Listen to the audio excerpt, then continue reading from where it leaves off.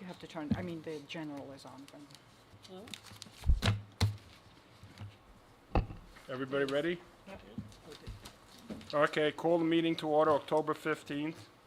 Go ahead, Fran. I hereby announce pursuant to Section 5 of the Open Public Meetings Act that adequate notice of this meeting has been transmitted on January 16th, 2025 by the Board Administrative Officer to the Asbury Park Press, the Two River Times, the Township Clerk, and has been posted in the meeting room and in the entrance hall in Town Hall, all pursuant to Section 13 of the Open Public Meetings Act. Roll call. Mr. Berkeley? Present. Ms. Campus? Present. Ms. Gerhart? Present. Mr. Luciani? Here. Mr. Marzocco? Here. Mr. Giampolo? Here. Mr. Orfanidopoulos? Yeah. Ms. Costello is absent. Mr. Frigiola is absent. Thank you.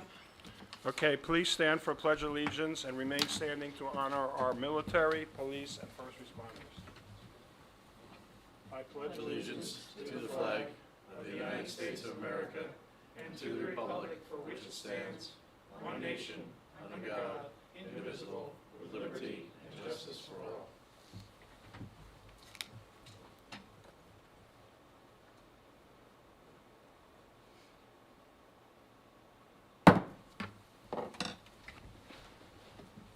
minutes for October 17th, 2025. September 17th. Oh, is it September? Yes. We, Okay, it says, I was saying, how is it no, the 17th of October? It's too early. Okay, did anybody get a chance to read those minutes and have any comments sent to the proper people? Yes, no edits from me. No issues?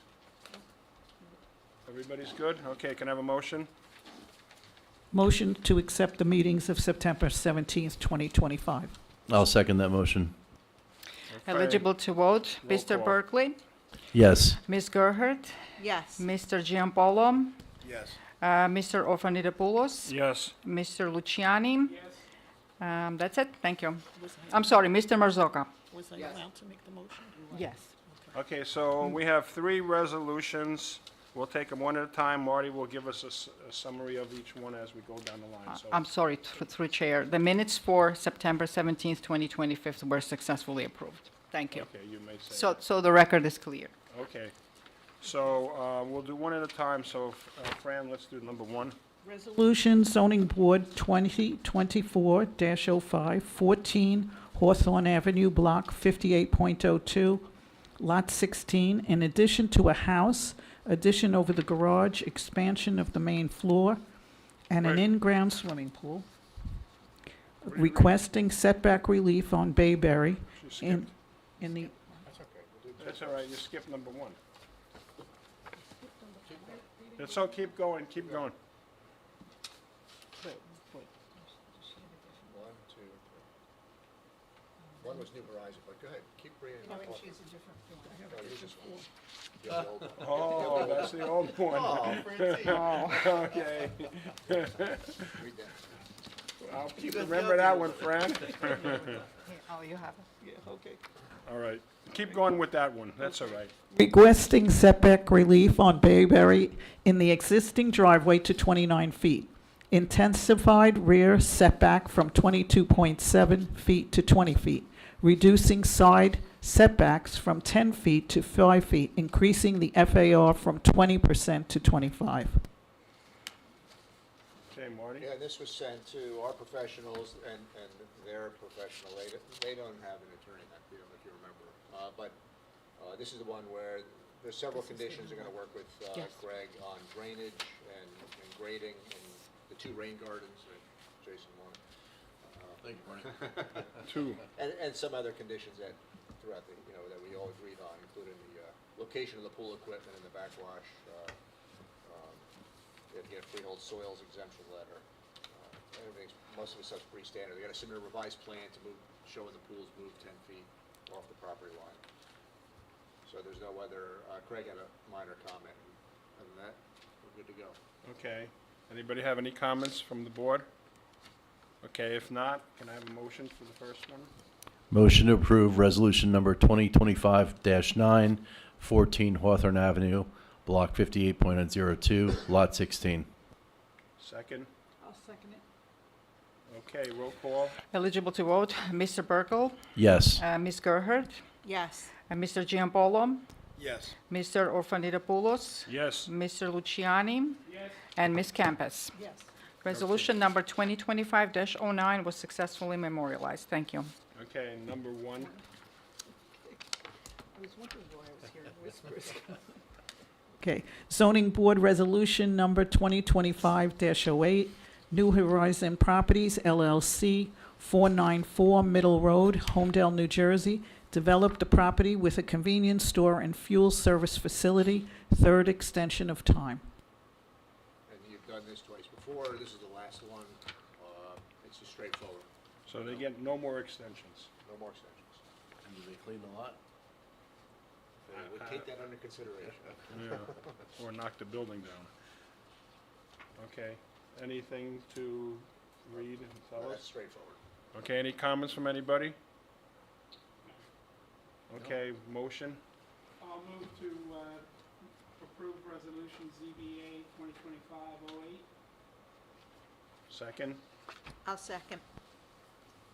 Roll call. Eligible to vote, Mr. Berkeley, Yes. Ms. Campus, Yes.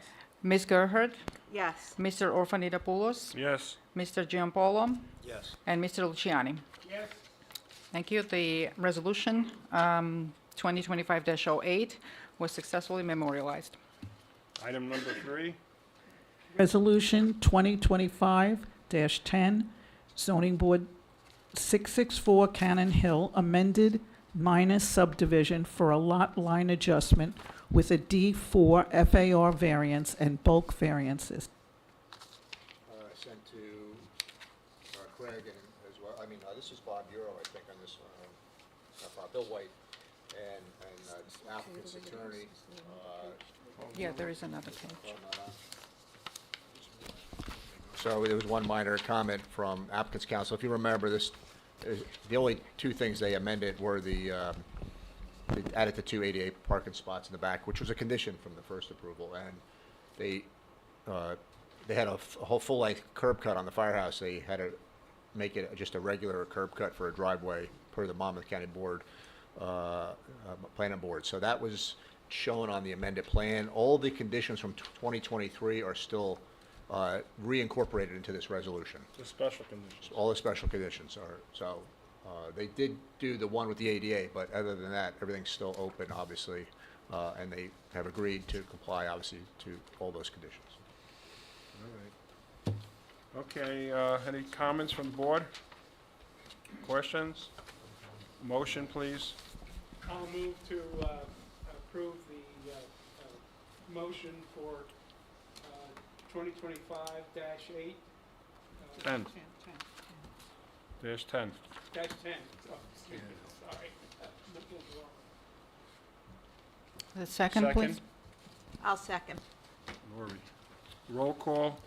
Mr. Burkle, Yes. Ms. Campus, Yes. Ms. Gerhart, Yes. Mr. Orfanitopoulos, Yes. Mr. Giampolo, Yes. and Mr. Luciani. Yes. Resolution number 2025-10 was successfully memorialized. Thank you. Okay, Fran, public hearing number 1. Public hearing, zoning board 2025-02, Tranquil Inspirations, Inc., 24 Shank Road, Holmdel, New Jersey, 07731. Convert a residential dwelling into a private outdoor learning center and daycare. The applicant also proposes constructing an additional parking area and driveway, which will not be heard today and will be carried for December 3rd, 2025, without further notice. Okay, I don't know if there's anybody here for that application? Oh, okay, so he was told, I guess. Yes.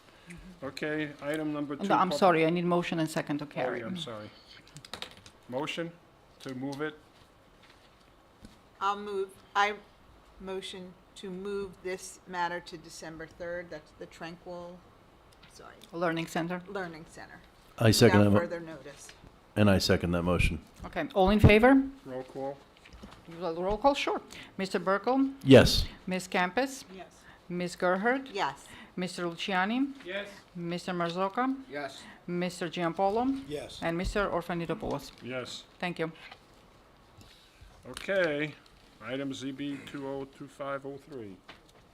Zoning Board of Adjustment, 2025-03, Michael Jenkins, 4 Berkshire Court, basketball hoop installed 98 feet from the curb, plus 2.5 feet from the property lines, approximately 10 feet behind the rear fence of the residence, including 12,600 lumen external floodlights.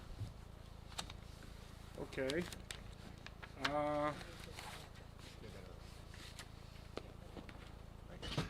Before we get started, sir, we're gonna have our professionals sum up what's going on with this whole application. We gotta swear everybody in first, so. Yeah, we will.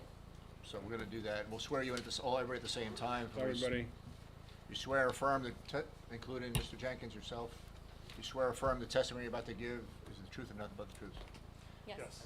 Okay, I do. so when we get to you, we'll spell your name and everything, but for the record, our professionals have been sworn in, and now I think the chair's gonna ask you to just spell your name for the record. Michaeljenkins. And you want them to Yep. summarize? Yep. Who wants to go first? Mr. Chairman, thank you. So, my understanding is the applicant went to the zoning department and received a zoning permit to construct some improvements, which included 4-foot-high fence, a retaining wall not to exceed 3.5 feet high, regrading of the area within a proposed fence area, and then installing synthetic turf.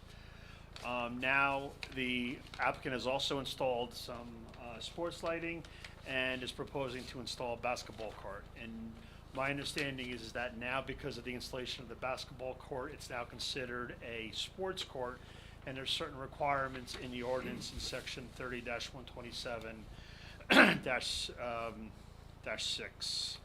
And that section talks about requiring to have the minimum setback requirement that's for an accessory use in the zone, which is 25 feet. And without a specific limit of sports courts within the fence, we're considering the fence the limit of the sports court. And per the plans that were submitted, the sports court was right on the property line with 0-foot setback. So there's a variance that's required for that. Also, there's a requirement that the sports court, if it's located within the front yard, has to be twice the distance back from the property line as it relates to the setback. So the So setback. Craig, this is front yard, so because it's on a cul-de-sac, the front yard is in 2 places? No, there's only one frontage on the site. Okay, on the because property. I know some of the properties on the cul-de-sac, right? Well, it's a corner lot. It's got frontage on Longview and also Berkshire. Okay, But it's not on the corner lot portion of the site. It's on the opposite side. okay, So it's a front yard to Berkshire. okay, And the ordinance requires double the setback, which would be 100 feet, and the plans show the fence 10 feet from the property line. okay. And then in addition to that, there's some specific requirements in the ordinance for the lighting. The sections require 15 feet in height, which the applicant indicated in the application documents that it will be less than 15 feet high. The source of light is not visible from adjoining residential property or the street. That the lighting at the ground surface of the surface to be illuminated does not exceed 20-foot candles, and that's not to be illuminated after 11 p.m. So I believe the application documents have indicated that the proposal meets those requirements, but I think now we just need to obtain confirmation of those requirements and then look at the variances requested. Okay, so you mentioned the zoning officer, you said earlier, There was a zoning permit issued for the project. but it was a different project. I don't know that it was a different project, but I believe the addition of the basketball court then classifies it as a sports court, where in the initial request, the basketball hoop was not part of the request. So what makes it a sports court is having the basketball hoop. If it wasn't for That's that, my understanding, yes. But isn't there a net there for playing tennis or something? So the turf field by itself is big enough to have a tennis court there, right? I don't know the size of the turf area. I know it's within the fenced-in area, which was depicted on the plan. I guess it could be used as a tennis court, but up until my understanding that the basketball court was or the basketball was being installed, it was just a turf area, which it's not considered sports court at that point. My So understanding. even if you put a net there and play tennis on it, it's not a sports court. Well, why don't you let the planner? She looks Well, like she's ready. let me just answer that one question. I'm sorry. The initial application did not show a net, Okay. so. So your ordinance, section 30-105 deals with essentially sports courts. It's swimming pools, tennis courts, and it discusses courts as a general term as well. And so, again, I agree that the zoning permit plans, I didn't notice any tennis net on those plans that got that zoning permit initially.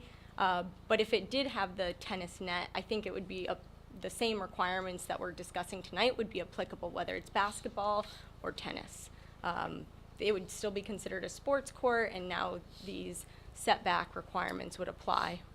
So our zoning laws permit someone to build a. Wait, you need the mic on. I don't know if your mic is on, so I don't hear you. Okay, I have to hold it. Show them how to put the slide switch there.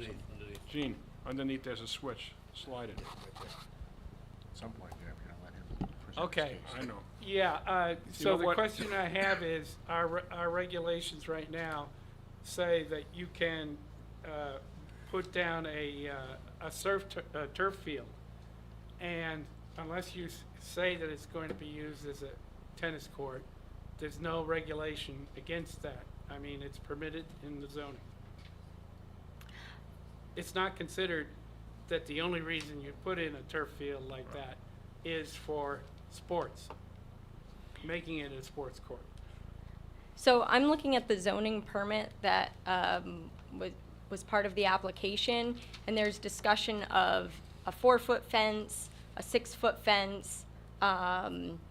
There's discussion of a retaining wall and fencing around the pool that currently exists. It does say that artificial turf will be placed inside of the newly fenced area. At the time, I'm not sure what that was considered, but I think that the variances at the time were, or the zoning permit at the time was really for the fencing and the retaining wall. And the artificial turf, I guess there was no explanation really associated with it at the time. I wasn't a part of that, but I think that we consider now that having a tennis net or a basketball hoop clearly indicates that it's meant to be a sports court. Okay, board members, we're just going to listen to as an introduction from we want the applicant to present his case before we ask all these questions. So let him just finish the introduction, and then we'll have the applicant present his case. I just want to clarify, I don't think the zoning ordinance specifically says anything about synthetic turf, whether it's approved or not approved, or whether it's part of sports court or not. Because the ordinance specifically says basketball hoop or basketball court, I think that once the application came in to add the basketball hoop, in my mind, that's what made it a sports court. Okay, go ahead. Do you have anything else in the intro? I just wanted to reiterate for the board the requirements for a C variance. There are the setback variances, and the applicant can either argue that there's some sort of undue hardship or practical difficulty in complying with the ordinance, or they can state that the benefits of granting the ordinance substantially outweighs the detriments, and that the purposes of zoning are advanced. They also have to prove that there would be no substantial detriment to the public good or impairment of the zoning ordinance and master plan. So that's the burden of proof that they have to discuss tonight. Okay, Yeah. all right. Okay, sir, introduce yourself to the board and then tell us your situation. Hi, I'm Mike Jenkins. Is it on? Is that all right? Yeah. And the Go ahead. problem is that it gets recorded, and it sometimes doesn't pick up unless You you're have to talking be right pretty into close to it. We can hear you, but they I don't gotcha. hear you. Yeah, Okay. it goes on the record. I'm hoping this is okay. Is that, I think that works. all right, just to clarify, there were two separate things. There was a zoning for the fence, for the retaining walls, for the leveling, for the synthetic turf that was approved. Later, the basketball hoop went up and the lights went up. The lights are in accordance with the ordinance. 15 feet, less than 20-foot candles, all that stuff. And I'm gonna talk about that. Talk about it, yeah. Go ahead. Ready? Okay. Sorry, my first time. And I apologize if I wrote some stuff down. I hope it's all relevant. I think it is. So just So to, are you reading a statement? Is that what you have I'm gonna there? read in order to accelerate this, because if I tried to get through this, we'd be here all night, and I recognize I'm the only thing in between us and Miller time right now. So. So my wife, Michelle, and I live at 4 Berkshire Court with our 3 kids, Jack, Axel, and Violet. One other real quick thing. The tennis net that's there is a portable tennis net. I have, again, 3 young kids. That was actually, because I remember hitting home runs over nets or fences, and that was a lot of fun. So it's portable, so we get that's like a mini wall, right, for a home run derby for the little kids. I'm not suggesting that nobody's ever going to hit a tennis ball over it, but that was not the intent for that portable net. I don't know if it's relevant since the hoop went up and now it's a sports court, right? A little background on me: I was a pilot in the Navy for about 10 years. I flew in combat and operations enduring in Iraqi freedom. I have an undergrad in mechanical engineering from Rensselaer Polytechnic Institute and an executive MBA from NYU Stern. There are a few documents I received throughout the process I understand need to be addressed. There was some overlap between the requirements between the planner's review dated October 10th and the technical review dated October 9th, so we'll start there. The nearest fence to Berkshire Court is 22 feet away. The fence segment nearest the property line between 4 and 6 Berkshire Court is half a foot away. Both as approved through zoning. So what we talked about before, right? That said, the current position of the fence, the retaining walls, and the synthetic turf are all pre-existing to anything pertaining to this variance and have been inspected and approved through zoning. The fence itself was inspected and approved a second time via a construction permit, so it could be blessed as being pool compliant. So all that is not pre-existing with regard to this variance are the lights in the basketball hoop. There are no plans for further disturbance or increase in impervious cover, therefore there's no impact with regard to stormwater requirements, and so no need for dry wells or silt fences or anything else. Onto the lights. Both reports ask for specific measurement of the highest point at the highest light. As per the ordinance, it must be 15 feet above the ground max. The highest point on the highest light is 14 feet 10 inches above the ground. Lastly, the technical report asked that the hours of illumination be provided, since the ordinance states the lights cannot be on after 11 p.m. This is not a straightforward and easy answer. As I shared before, we have 3 young kids. Currently, the process of wrapping them up for beds typically starts around 7:30 p.m. As we're all aware, sometimes in the winter it gets dark outside before 5 p.m.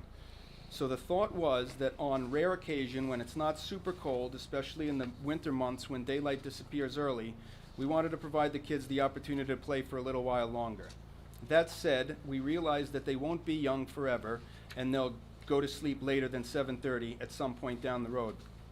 My oldest is in 1st grade, so I didn't know exactly when that later part happens, so I asked our neighbor, Penny, at 5 Berkshire Court, who's got kids a bit older than ours, when they started going to bed later. And the answer came back probably 9:30 or 10 p.m., maybe in 7th grade.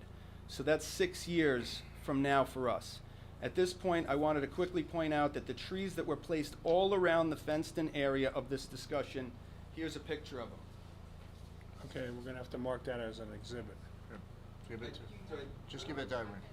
Yeah, do we want to? Well, we have to mark it as an exhibit, and then we'll pass it around. Just hold on a second. We're gonna mark it. Wait, stop. A1. Do you have other pictures that we have to mark, so we'll do it all together? Oh, okay. They gotta go in order, though. All right, write a number on them. Irene, write a number on each of them. And we'll go, however you want to do it. It's gonna go along with his story. He's telling a story. I'm telling the story. He wants the pictures along with the story. Can we mark them afterwards? Can we do that? What do you think, Marty? All right. Good. How many pictures are there? Just A1, whole package. About? There's less than 10. Okay, just so we have an idea. Because we have to pass them along for everybody to look at them, so it's gonna take a minute. I'm just gonna put a 1 on this one. Why don't you tell us what that shows? And did you take that picture, and when did you take Yeah, it? For the I took record, it- we need to. I took it like a couple of days. Yeah. If you're standing up, you have to have the mic, or You you have got to it. use that one. Okay, Evergreen trees. So- What so- are the name of the species of the trees? I don't know. I don't know what they are. The hoop behind it. You can see the hoop behind it. Okay. I went, I said, here's a picture of the trees that we have, I need more of these trees, right? Okay.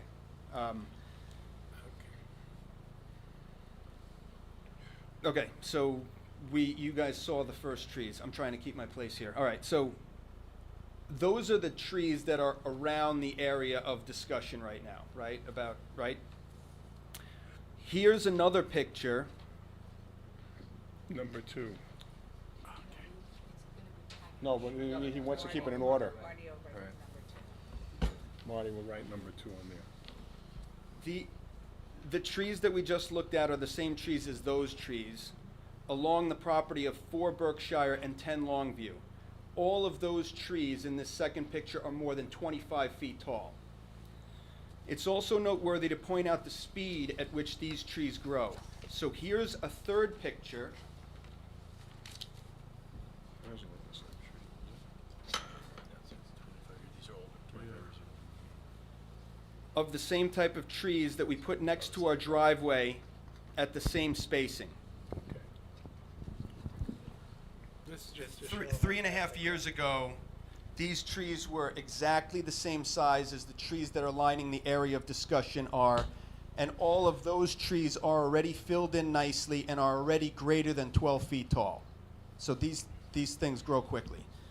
So the point here is that these trees grow fast, and by the time our oldest is going to bed at 9:30 or later, the trees around the area of discussion will have already grown up into a nice wall like the trees around our driveway, and they'll further trap any stray light. I'm hoping we can add this as a consideration regarding how early these lights will be going off for a long time. And these trees will quickly grow and fill in. Again, please also consider for most of the year, for at least the next few years, the kids will be going to sleep while there's still daylight visible. So these lights aren't even going to be on for most of the year. With this in mind, it's safe to say these lights will be on after dark on a varying and infrequent basis, and in no event will they ever be on after 11 p.m. There will also be safeguards. It makes sense to add at this point that there's a pending construction permit pending the outcome of this variance request, so the lights can be rewired as the Holmdel construction office would like to see them, and the lighting plan includes smart switches that can be placed on a schedule with auto shut-off functionality. I would dare not lecture the planning board on why we have ordinances. Zoning board. Where's zoning? So whoever told you that. I read planning board somewhere. Zoning board. Apologies. You can No- lecture, no you can insult. lecture the You planning can lecture board. Well, then in that case, right? No, I apologize. Okay. I did want to quickly share that as a former Navy pilot, I'm extremely safety conscious, and the last thing anybody wants is a driver who's blinded by excessively bright lights or annoying lights beaming into your living room window, or an errantly thrown basketball bouncing off your roof, or worse, through a window. So as we know, ordinances are designed to handle the toughest cases. For example, while not the norm, some homes in Holmdel are as close as about 20 feet to an adjacent property line. You certainly don't want to have a basketball hoop or lights 20 feet away from those. It's not always like that, though. When a unique case presents, we've got the variance mechanism in place to sort through where an exception potentially makes sense to accept.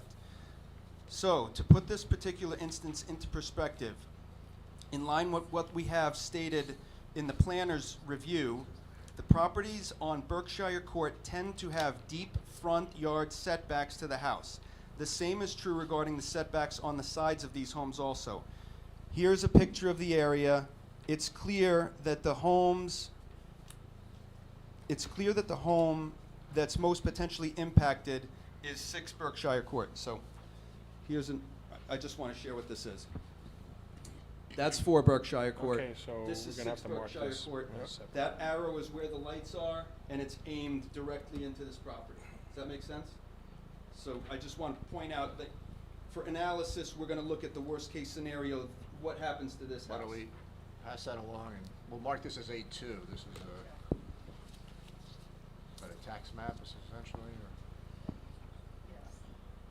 Here's another picture. So this is 6 Berkshire Court. Let me read this first.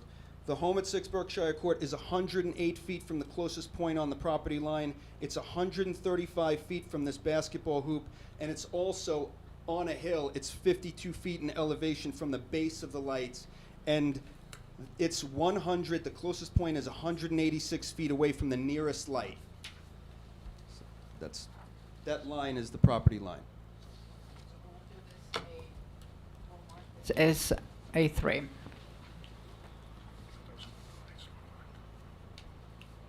So the point here is that the house is pretty far away from the stuff we're talking about. We'll get more into some of the details requiring the lights soon. Regarding the basketball hoop, this is the furthest, this is part of the bulk variance justification. This is the furthest feasible position for the hoop from the street and from the property line. That said, it's 98 feet from the curb, and it's also 2.5 feet from the property line. Putting this into perspective, in his prime, Michael Jordan could not hit the next nearest home from the location of this basketball hoop. And there is absolutely no chance that a basketball would bounce into the street on Berkshire Court. Even if a ball were somehow to find its way into the street, given the fact that it's backed up on a court, means that there's never any traffic volume, and any vehicle traveling this area would be traveling so slowly that no hazard would occur. Now back to the lighting. First, the ordinance states the reason for its existence is to minimize glare to adjacent homes and roads. What's glare? The definition of glare is of the sun, harsh, blinding, and dazzling light. Furthermore, glare can be direct or reflected. Examples of reflective surfaces are mirrors, glass, and water. There is no reflective surface anywhere in the area of illumination, so we can eliminate that as a possibility that would potentially contribute to the light intensity. To put this into perspective, at parts of the world, sunlight can reach up to 10,000 foot candles. On a normal cloudy day, it's roughly 100 foot candles. Professional sports fields are designed at 150 foot candles. A high school football field like Holmdel High School, it's around 100 foot candles. I think an argument can be made that a cloudy day already is not harsh or blinding. Surely we can all agree that 18.9 foot candles, or less than 1/5 of the light intensity of the intensity on a cloudy day, doesn't qualify as any sort of intensity that can be classified as glare. Again, this is the very reason stated for the ordinance existence. We've all, I'm sure, driven past Holmdel High School at night when the lights at that football field are on. That road has a much higher traffic volume. The rate of speed driven on that road is much higher than can be found on Berkshire Court, and the light coming off of Holmdel High School's football field are of much higher intensity than these are. I'm sure that all here would also agree that the Holmdel High School field doesn't pose any sort of a traffic hazard. So I think we can conclude that these lights would also not at all negatively impact Berkshire Court. This point corroborated by the July 16th PS&S report specifically stating that the lights will not have an effect on traffic. So I am hoping that it should, at this point, be reasonable to eliminate any negative effects on the roadway of 4 Berkshire Court.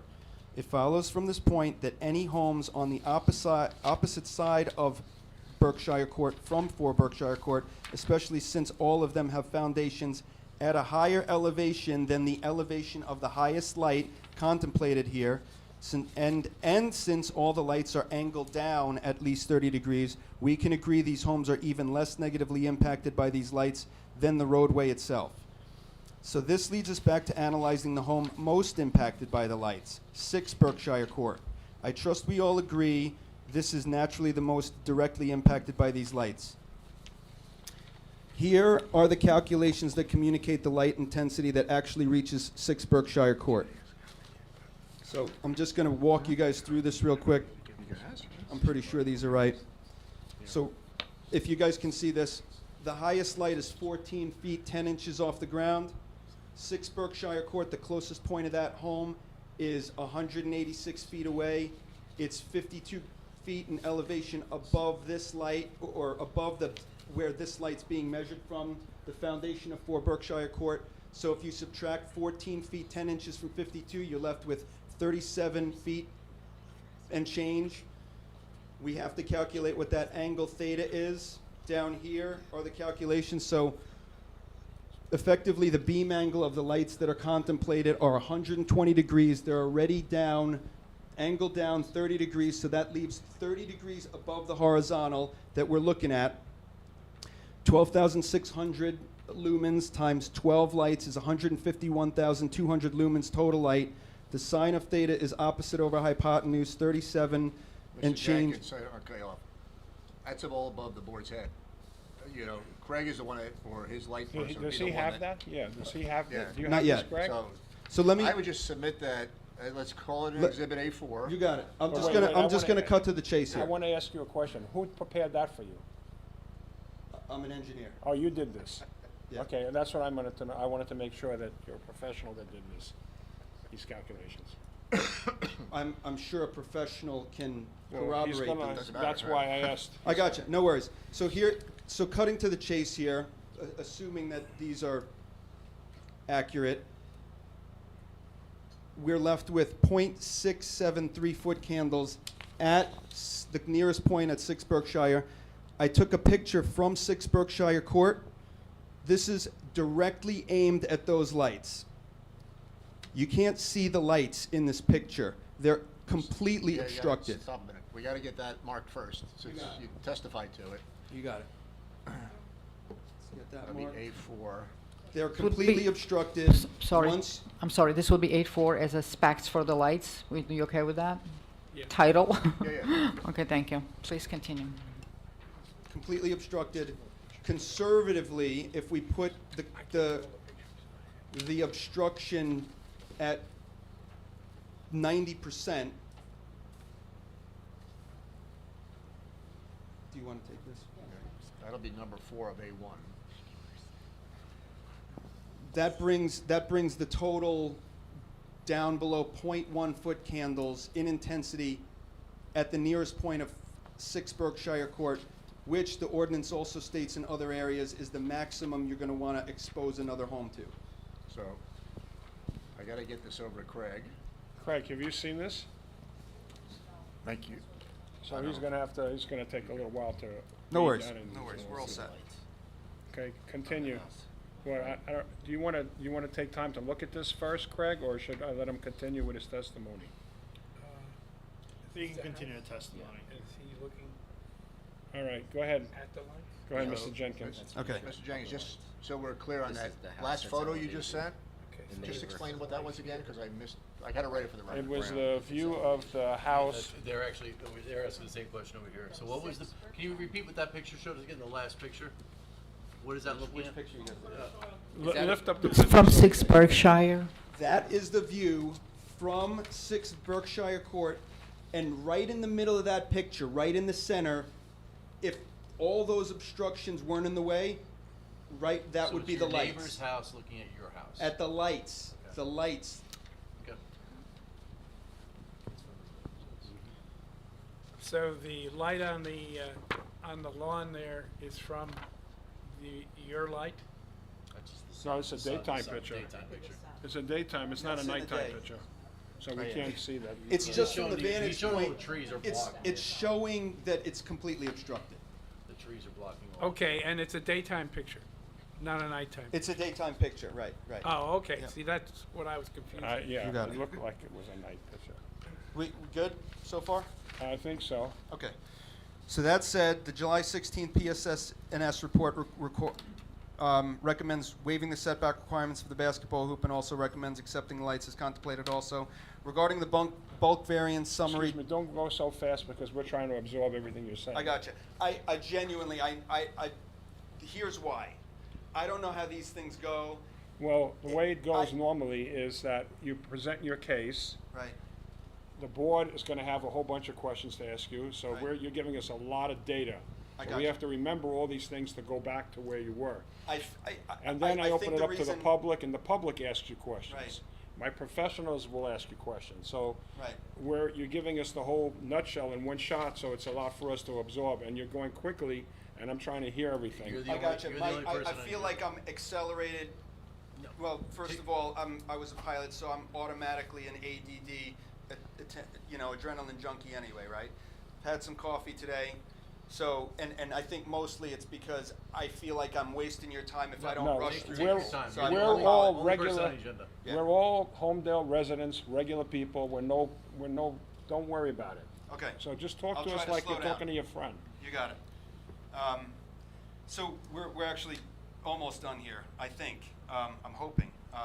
So regarding the bulk variance summary document that said here, the relevant particulars, the positive criteria, negative criteria.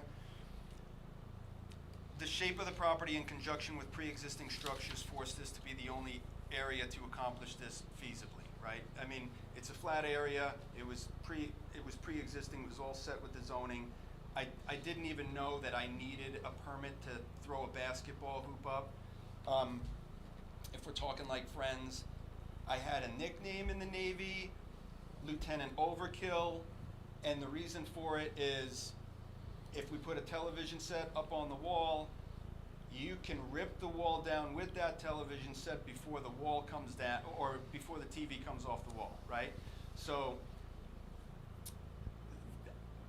again, I didn't know, I needed permission, otherwise I would have come ask for it. That is the only spot that basketball hoop will work. And I initially thought, hey, I'm gonna go to Home Depot, dig a little hole, get 5 bags of cement, whip it up, throw it in there, mount this sucker, and we're all set. There is a substantial amount of concrete that's required to mount one of those puppies. And to put this in the perspective, it needed to be a 2 foot by 2 foot by 3 foot deep hole. And it's not only that, it is pyramid shaped underneath. I don't know if you've ever seen the movie Hellraiser, where the bald guy with the spikes coming out of his head. There's about 30 pieces of rebar that are buried halfway into the surrounding pit, and there's 32 80-pound bags of concrete mix in that thing. An F5 hurricane could open up over Berkshire Court, all the houses would be gone, that basketball hoop's still gonna be there. So I genuinely, I didn't know it was a transgression when I was throwing it up. We got all this stuff done. My wife said it'd be cool if we threw a basketball hoop up for him that you can raise and lower. And Well, can I ask you a question? Yeah. Everybody's gonna have a lot of questions to ask you. But when you started this project and you put the court down, at that point, what were you gonna use that property for? it's a play area for my kids. If you want to know the backstory, I can share. Why not have grass on there? What made you put down, the turf, basketball type of material? There's, quite frankly, it's because I didn't want to make sure it was so short that I'm a baseball guy, right? And it grows quickly, the grass. So if it was just turf, then you don't have to mow that, and it's always low. And I could walk out there. I have a job that doesn't afford me a whole lot of time with them, so I don't want to be wasting time mowing a particular area when I could go out there and just start hitting ground balls right away. I played collegiate baseball. That's my thing. The tennis net's there for baseball reasons. But so, we're trying to figure out, that's why I had those guys talk about it first. So it was, the permits you got originally were for what you did. But once you made it into a sports court, and they defined it, that changes all the rules. So even though you did everything correct up to that point, now you got a new set of rules that you've got to follow, right? Am I correct, guys? Yes. Okay, so that's what the issue is here. All get these it. things of how you built it and all that is really not relevant to this. We have to decide about what we just talked about. I got you. And I'm hoping we're here and we can sort through all of it. Well, that's what we're gonna try to do. So go ahead.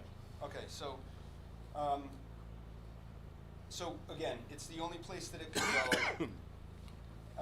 And it's the only area on the property that topographically can accommodate it.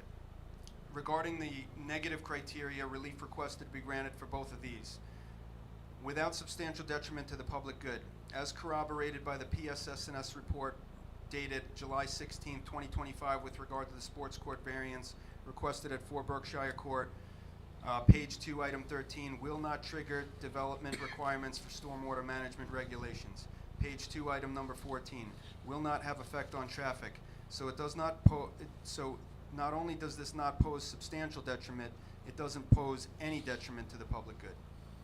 Also, this would not in any way impair the intent or purpose of the zone and the zoning ordinance, as regarding the surface and the basketball hoop itself, no neighbors would be negatively affected by its use. In fact, Frank and Ellie, they live at 6 Berkshire Court. They're the ones that are directly across from the court and the fence. And I can show you a text message that Frank wrote me just yesterday. I can't make it tonight, but hey, I hope it goes well. I can show you guys the text if you're interested. Just so you know, we can't clear Accept that that, because yeah. it's hearsay, but we're not disbelieving you. I got you. They'd I have got to be you. here No to worries. testify. I have something else that we're going to look at in a minute that will corroborate that. Maybe we all should stop a little bit and let some people ask some questions from the board. Okay. And I know you have more to go, but there's so much you covered. I don't know if everybody's gonna remember. He was just finishing his negative criteria. I'm almost done. I'm Oh, almost okay. done. Let him Yeah. finish. Okay, go ahead. So,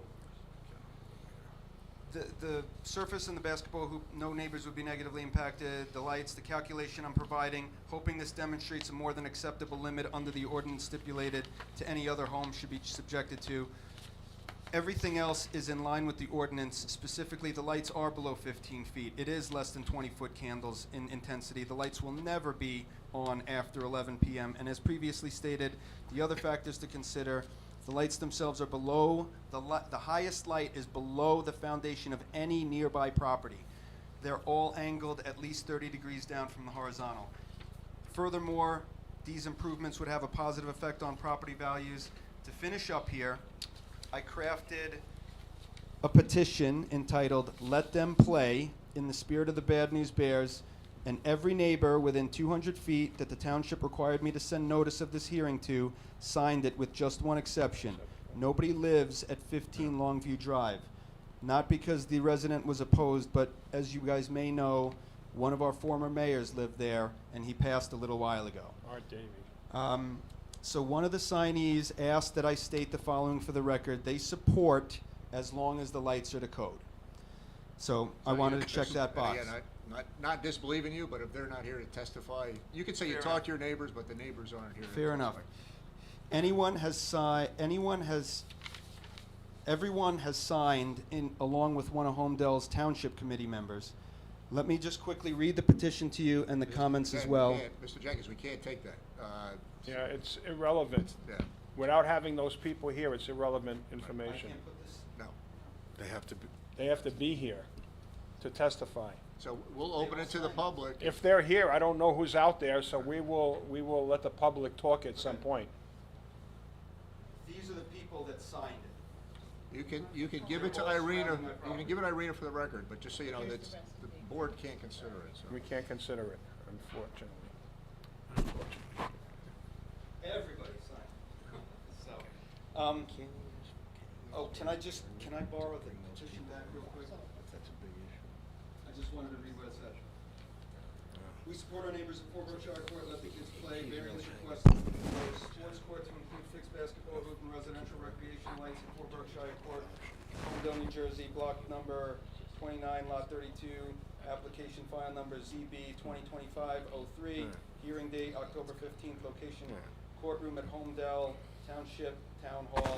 We, the undersigned, support and are in favor of our neighbors, Michelle and Michael, above detailed. Mr. Jenkins, this is irrelevant, so you don't need to read all this. We can't consider any of this. Can I ask a question at this point? No, let's let him finish. You done?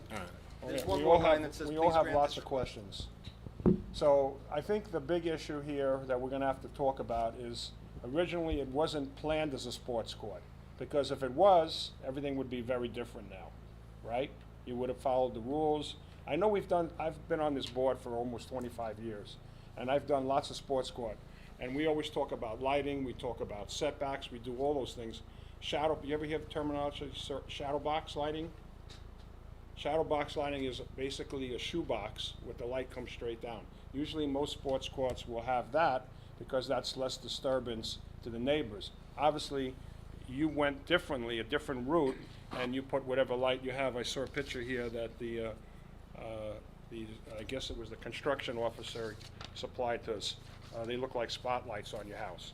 So we have to take all of these things into consideration where you're at in order to make a decision, because if what you're doing is not correct based on a sports court requirement, even if we understood the sequence of events that occurred on this whole project, but now it's not there. It's at a different. Now we got to look at it as a sports court.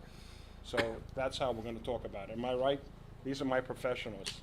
Yeah, and I'd just like to clarify, I think it was discussed a couple of times that the basketball hoop needs the setback, but Mr. Herman and I were in agreement that the entire court within the perimeter of the fence is what needs the setback. And so that's the court itself, not just the hoop, just to Right. clarify. Okay, so I'm going to open up to the board members and let them ask all their questions they have, and then I'll open it up to the public. Yeah, I got a question on the basketball hoop. It's right against the fence of your neighbor's property. Seems to me like, especially when your children get older, not now perhaps, they're going to be throwing the ball, and sometimes that ball is going to go over the hoop, and it's going to go into the neighbor's tree area. So you're going to, in the position it's in, I think to me it's eventually going to be such that your kids are going to have to go running into that neighbor's area quite frequently to get basketballs. So I would suggest that, why is that the place to put it? If I were putting the basketball hoop, I would have put it in on the back, so that when they throw the ball up, if they miss, it's still on your property. So can you explain why it's in that position? Yeah, there's a 4-foot retaining wall. There's a, guess I don't need this one anymore, right? Yeah, but 4 feet is not very high. I mean, if it was a 10-foot retaining wall, I might think that it wouldn't go in there, but it seems to me like they're gonna throw it 6-8 feet up, and it's gonna go over that fence. I guess, so I guess there's a couple of things here. I don't think it's, for it to be mounted anywhere else, the hole, because again, it's got to be 10 feet out of the ground. The hole would have to be, if we're to spec, it would have to be 7 feet deep. And there would be a little piece of the basketball hoop actually sticking out. But of course, you can buy yourself those I've seen these Portable ones. portable ones Yeah. that you can put anywhere, And you put the water in the bottom. and and they hold up pretty well, and you can put it.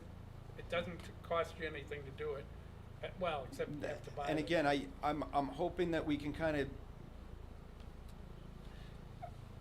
personally, I grew up in Long Island, and when the basketball went over the fence into the neighbor's yard, it wasn't a big deal to go get that. My neighbors would not care if we ran over there and got a basketball whenever that occurred. I'm not suggesting it's ideal. I wish I could afford a bigger home and, have plenty of room back there. But it's not feasible to put on the opposite side. Whoa, you're telling me that you couldn't put a basketball, one of those portable basketball hoops, in the back of your property so that the kids, when they throw the ball, it would stay in your property? It seems to me you could. And it would be cheap enough, Well, that's a lot cheaper than what you did. Well, it wouldn't be cheaper because I'd have to purchase that too now, right? Well, So, yeah. recognizing It's not very the transgression, I guess the point is that if I were to rip this down and get a portable basketball hoop, it would probably go where the permanent one is. No, it wouldn't. All right, so let me explain. Our It board wouldn't? here, we're like judges. A group of people, ordinary citizens of the town that have to judge this. And we look at the impact not only to your neighbors, but the whole area. Right. Because everybody's gonna change, but that basketball and your sports court is staying there. So whatever we decide is permanently there. So we have to think about the neighbors, the environment, how it looks to the streets. There's a lot of things that we have to look at. So having a hoop right on the property line, like, I don't want to repeat what Gene said, but that's something that's not, if you were in Staten Island, maybe that's what they do over there. But here, everybody has setbacks. In Staten Island or in the city, you could be a foot away from your property. Houses are 2 feet from the property lines. But here we have setbacks because everybody wants their own property to be maintained. They don't want to see the back of a hoop when they look out their house. So we'll talk about a lot of things. Everybody's going to ask different questions, but I think that's what Gene is referring to. Right, Gene? Right, yeah, and of course, the neighbor who's in there now may not be the neighbor who's in there 10 years from now. Right. And that neighbor may not like it if your kids are Right. in there, 15 years old, running in their property. I realize it's in the woods, but still. So remember, we only have to say yes or no. I know we're making suggestions, but normally we just say yes or no. But sometimes we try to guide you so that maybe you might get a yes if you're going to change things around in your application to make it more feasible. I don't know if that makes sense. It does. I So- would not have gone through this process if it were feasible to put that hoop someplace else. All right, let's keep going with questions for the board members. Go ahead, John. If I may, All right. and before I move on to the question, just to give you some more color on the concern that was just raised, I can tell you from my own experience, I have a basketball court in my backyard. Well, Your mic is not on. You don't Yeah, press it the is. button, don't It's- press the button. Don't press oh, it. it is on. Don't press the button. Can you hear? Can you Yeah. hear me? Yes. Everybody, okay. I can tell you from my own experience. I have a basketball court in my backyard. If the basketball hoops in my backyard, if they were up against the fence that separates my yard from my neighbors, I can tell you that we would have, even when we had older friends over who are very good at basketball, we would have a lot of times where the basketball goes in my neighbor's yard, and it would be a problem because, one, there's not always going to be a fence that's easy for somebody to get through and climb over. For example, the fencing that's around, my neighbor's yard, it could easily be, bent, knocked over, or damaged if somebody were to climb on it and put their weight on it. It's not what the fence is designed for. Plus, I can tell you, for example, my next door neighbor, he's not always home every day. So you could have a lot of problems where somebody has to constantly climb over a fence that's not safe to climb over, a neighbor that's not always home, and again, the neighbor that's there today may not be the one that's there tomorrow. So that can just give you some more color on that concern. Just quickly in response to that, there is a gate door that's right next to the basketball hoop. All right. Do they have a pool in their house, No, in their backyard? no, but their backyard is, we're talking about they're basically in front of their property. Their backyard is far away. All right, go ahead. All right, and I guess just to kind of add on to one of the last questions, so what exactly would, because I'm not completely understanding why an alternative for you couldn't be purchasing one of the portable basketball hoops and putting it in a different position in your yard.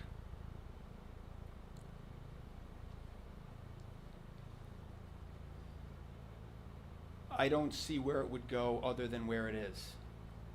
I genuinely, I don't think we would use it in any other place than where it currently is.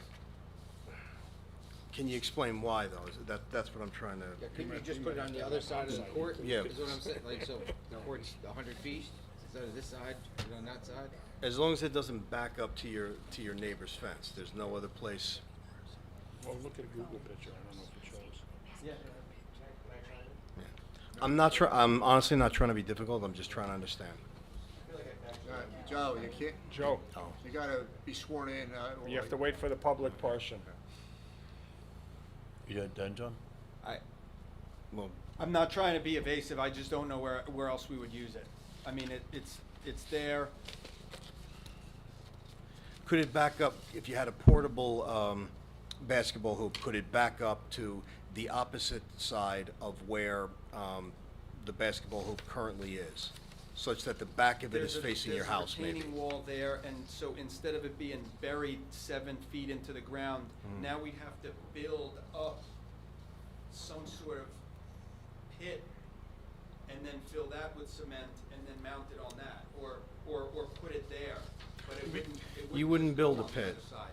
No, for the idea of a portable basketball, you wouldn't build a pit. I got you. Yeah. It wouldn't. Wouldn't build It anything. just rolls. It's got fills with water, it's a plastic bottom, and you can roll it I any mean, way if you want. it's filled with water, it's hard to roll, right?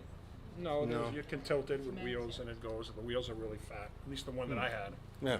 Yeah, and, you know, if you put it, you probably don't, well, I mean, obviously you could put it next to the house, but you wouldn't want that because it's gonna be hitting the basket's gonna be hitting the house all the time, which is not good. But also, you have on the back part of your property, I don't see any reason why you couldn't put it there and use use it in that position. Then the balls would go still on your property. They wouldn't go over to the neighbors. Oh, you're talking about in the very back. It Yeah, can't go, there's a, Maybe I don't understand. We don't what see you're the saying. property. there's we there's an can- in-ground trampoline at the back of the turfed area. In-ground trampoline. Okay, so if a basketball went there, what would be the problem? You'd be standing on the trampoline shooting hoops. Oh, wait a second. You're saying the trampoline is in the back area and that of the Turfed area, turfed area, right. and that's permanent. Permanent. Yeah, I guess I'd actually like to take a few steps backwards, if you don't mind, because there's pictures here, and if we could just take our time and walk through all these pictures. Marty, I don't know if this is the right way to do this, but I would just like to first. Well, what are you referring to? All these So, pictures. Okay, so This is the one construction is it? inspection report by Dennis Sasek. So, Craig, does he work with you, or is that with the planner? Who took these pictures? Is it the zoning That's the- officer? No, that's the, What was that? Building department. the Okay, inspector that goes out. okay. He's the building inspector. Could I ask Mr. Jenkins to just kind of, everyone has these pictures. I just kind of want to understand, I want to go backwards from the beginning here. Can you come up to the front Do here? you have and- these pictures? I want descriptions, explanations.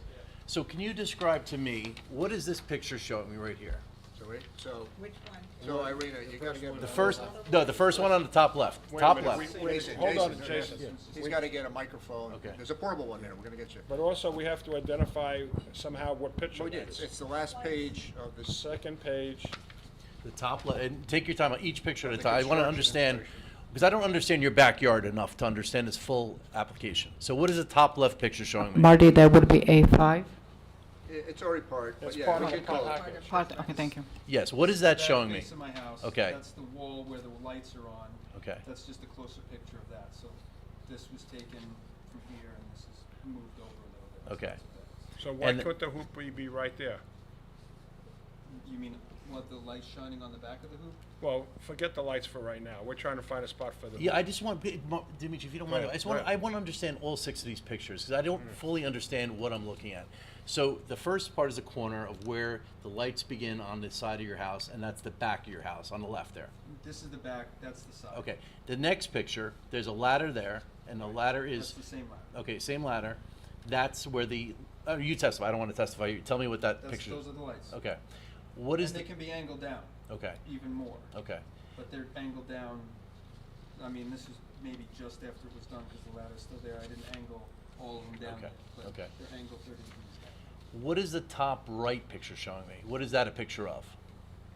That's a very dark picture. It's very black and white. I can't see anything. So Yeah. this is from 6 Berkshire Court. This is the fence line at the property line. That's their fence or your fence? This is my fence. Okay. It's How a high half is a that foot fence? on my, behind the front face of the home, it's 6 feet. In front, it's 4 feet. Now, you showed us a picture earlier of trees. Are those trees now in the, between that fence and They it? line the front of the property and the side. Okay, so right now, can you bring it to me a little closer? What is that? What is this? Is that the basketball hoop right there? What is that? What is that middle thing past the fence area? I don't know what that is. So where is the basketball hoop right now? Yeah, If you're looking at that picture. No, if you're looking at this picture, where is the basketball hoop? It would be right here. It'd be close to here. And it's, Behind the rear face of the house. okay. That's the top middle If, picture? That's if what I you have could, before I you? think that structure you're seeing in the middle is the net. That's what I Do you thought wanna, was too. I have a picture of the hoop if you wanna see. Well, I'm trying to get the whole picture. I don't know the whole So the basket- backyard. We need to see So the, this is understand from the the front backyard yard. layout, yeah. That's the, Oh, wait, she's got it on there. wait, okay, okay. You Blow up had that one the picture. Zoning request, that The thing one right all the way there on the is right, actually top right. Can I borrow that? No? Yeah, that's what I'm trying to see, right there. The, So the top right there, that's what I'm Sir, asking about. Mr. Jenkins, Yeah. we have it on the computer. The top right, yeah. yeah. So what is that structure right in That's the the middle? tennis net? Is that the tennis net? Yeah, sure, thank you. You see what we're talking about? Is that, that's the tennis net right Oh, now? Yeah, that could be the portable tennis net, yeah. Okay, and you, point to me again, where exactly you've installed this basketball court? Is that, So if we're looking at this picture, it would be right, it would be right here.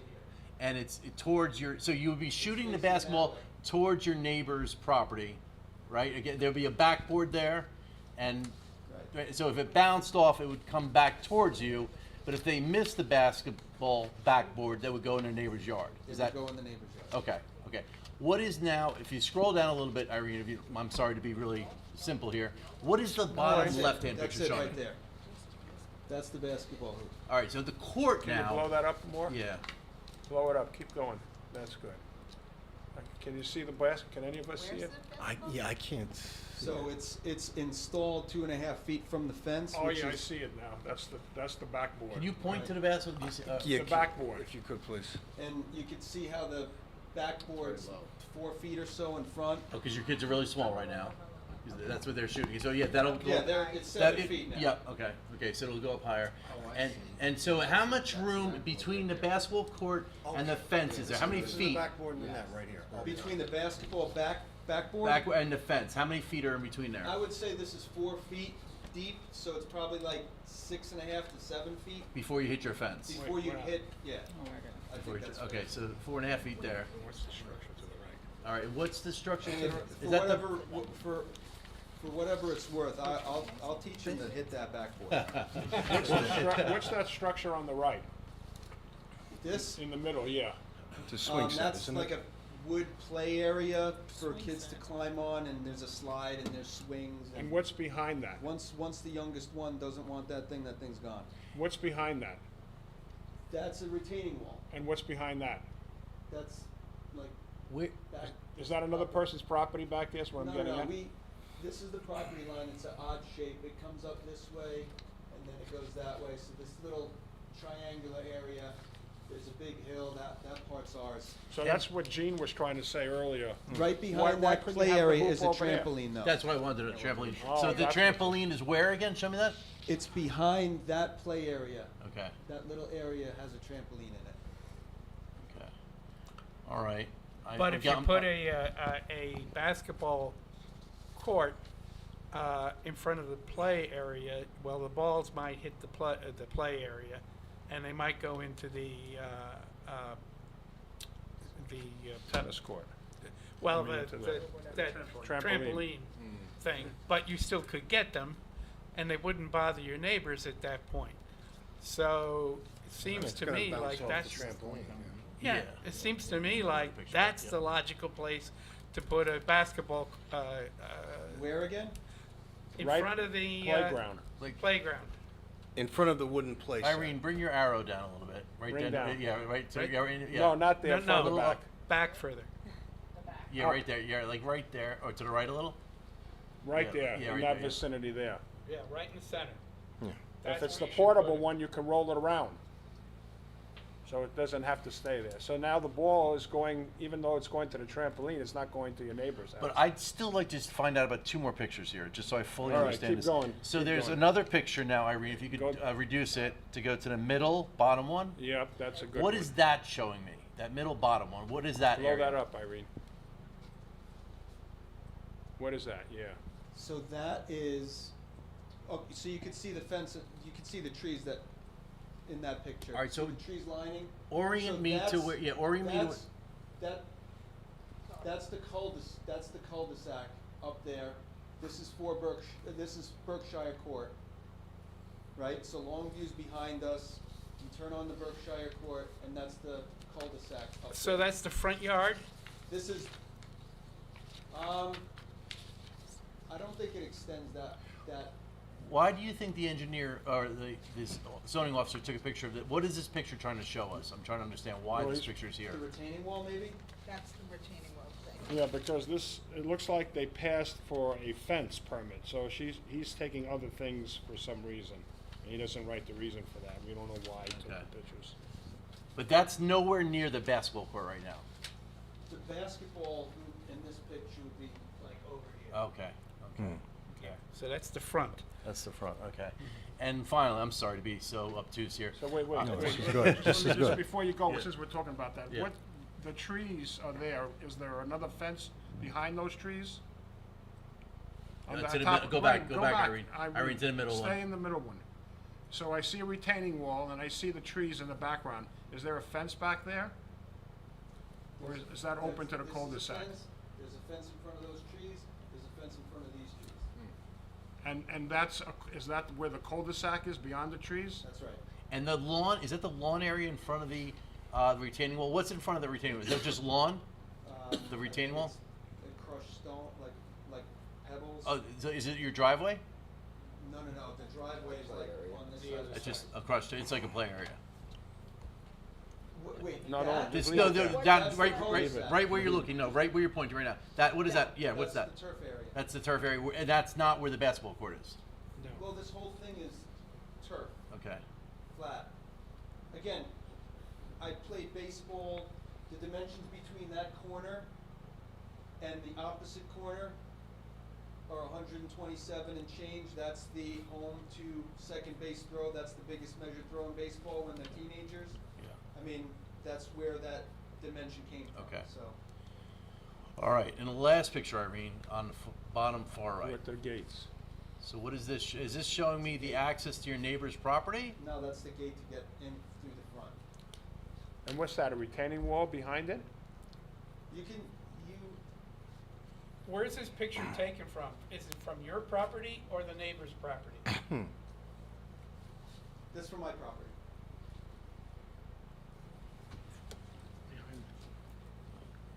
Is that a So a is that small- behind the basketball court? No, the basketball hoop would be right there. On that side, yeah.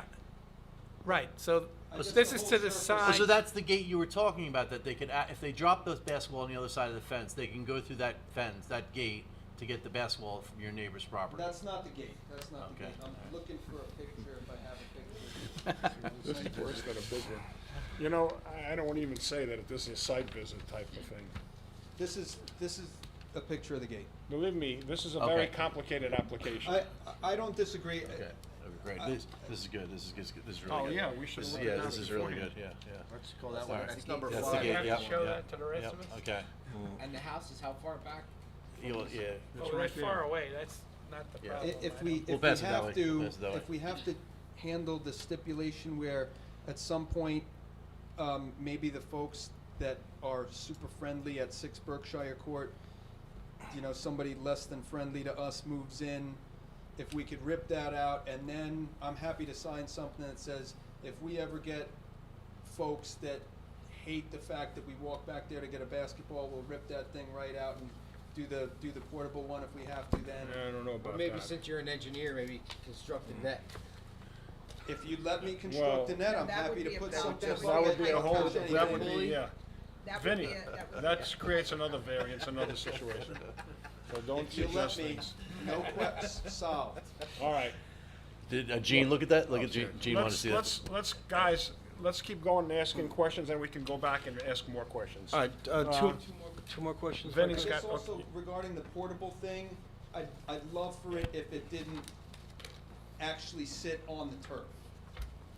Like, the more stuff we have on the turf, the more real estate we take from their play area. I recognize what you're saying, but, I mean, if there's any way that we can keep that one Well, partially You because. understand that our problem is you literally put the basketball net like 2 feet away from your neighbor because of your concerns, you wanna keep stuff off the turf, you wanted to put an in-ground trampoline, you have the baseball like size piece of thing. It's all about you, which I appreciate, this is your house. We have to think about the community at large and what our ordinances say, and you haven't really said anything about that. What you keep saying is like, when we make a suggestion, you tell us why you can't do it. Right. I'm not, I hope I'm that's sorry, not I'm how it's sorry. coming across. I'm saying that we've thought about this, I wouldn't have gone through the variance if I didn't feel that this was the only feasible place. I did go further and say that the neighbor, every neighbor, doesn't have an issue with this. That's the purpose of the but we don't know petition that. we can't accept. We don't know Right, that. and- You're verbally telling us, but if they were all Well, lined they up in also this signed the place, document, and I- then that would be a different story. And even if they were, if we look at the whole thing down the road, because they can all leave, and then the next person's gonna have a problem with it. Right, So we look at the land and what is approved for the land. understood. And then And I- people are gonna come before us with other variance requests and say, well, the neighbors agreed to this, I don't care that Holmdel has has rules and ordinances, all my neighbors say it's okay. Right. And that's my concern is, we let this one, we have to be able to justify why this one is so special. Okay, and let's to keep, avoid. let John ask I a think couple the more plan- questions. You guys have something? Okay, got we'll it. take a break. John, hold on 1 second. Let's see what they can add in there. Go Oh, ahead. oh, sure. So I wanted to ask, and I build off of what you were saying, ma'am. What do you think the intent behind the setback restrictions are for sports courts? You know, the setbacks from the side property lines, the setback from the front property line. What do you think the intention of that ordinance requirement is? Sure, so interestingly, because I think I referenced it earlier where I didn't want to lecture you guys on what ordinances are for, right? I feel typically rules are set up for the toughest scenario, right? Where, hey, there is a house that's right on a property line, then you're not gonna wanna, it's not okay to stick a basketball court where it's gonna hit somebody's house or go through somebody's window, right? This house is far away. It's far away. Like this piece of property, it's got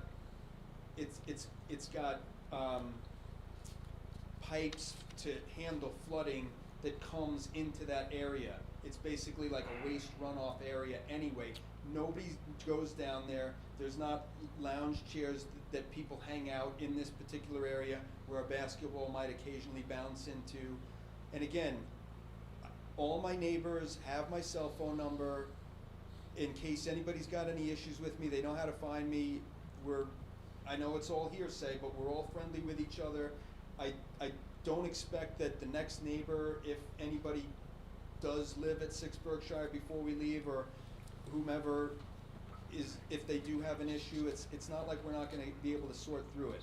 But, and to answer your question, ordinances are, hey, this handles almost every instance, and there's a variance for when we got a little bit more rope to work with, right? The house is not right next to the property line. It's an area that, and again, I even talked to Frank about what he's gonna do, cause he's considering a pool, and he's gonna put it in his backyard. It has no impact to this, right? It's far away.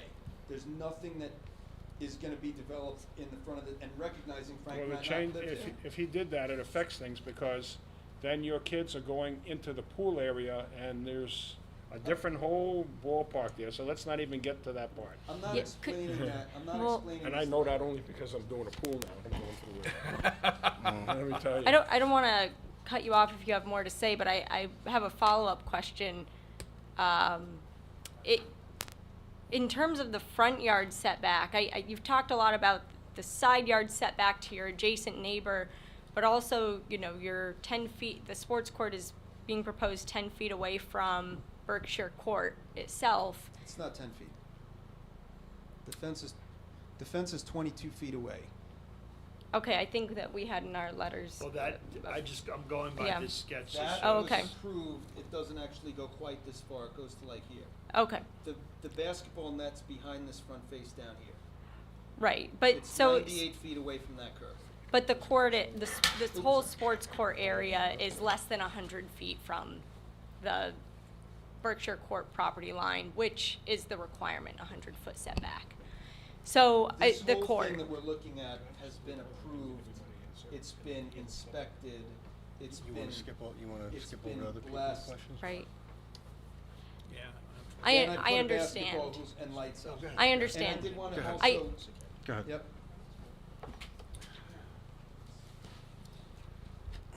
And as far as the lights that I selected, the floodlight piece, when I did a search, this is the first picture that I took of when I did a search for recreational lights. So I know that there's other kinds of recreational lights, but this looks like it angles down, and this is what mine do. So when I did a search, the lights that came up for me were recreational lights. And again, if this is, if they could be angled down even further if needed, right? I'm hoping we don't have to go there, considering the calculation if it checks out. But if we need to angle them down even further, they can be angled down further where nobody sees any direct light. All right. No, But I'm hoping yep. Listen, it's getting to be 8:30. I want to go through the board, get everybody to ask one or two questions. I want to open it up to the public, hear what they got to say, and then we can have round two. All right? Because we want to hear what Craig looked at that lighting thing, so we'll wait for that a little later. Okay, Vinny, do you have any questions? I think a lot of it was addressed already. I'm good. Okay, Jason, you have a shot. I got my background. Lori, I think I asked my question. Fran. I'm concerned about the lights, and to tell you the truth, you talk about your little kids, you know, not playing after dark, but you seem to be a very sports-minded individual. This board can't tell you that you can't have your neighbors over to play basketball, yet basketball hoop comes up and down, and I am concerned, and ordinances are in place, you say all your neighbors have no problem with it. All it takes is one house to be sold there, and they have a problem with it. That's what ordinances are here for, is to protect neighbors. You shouldn't be negotiating with your neighborhood to be able to do something. These lights, to me, I drove past your house.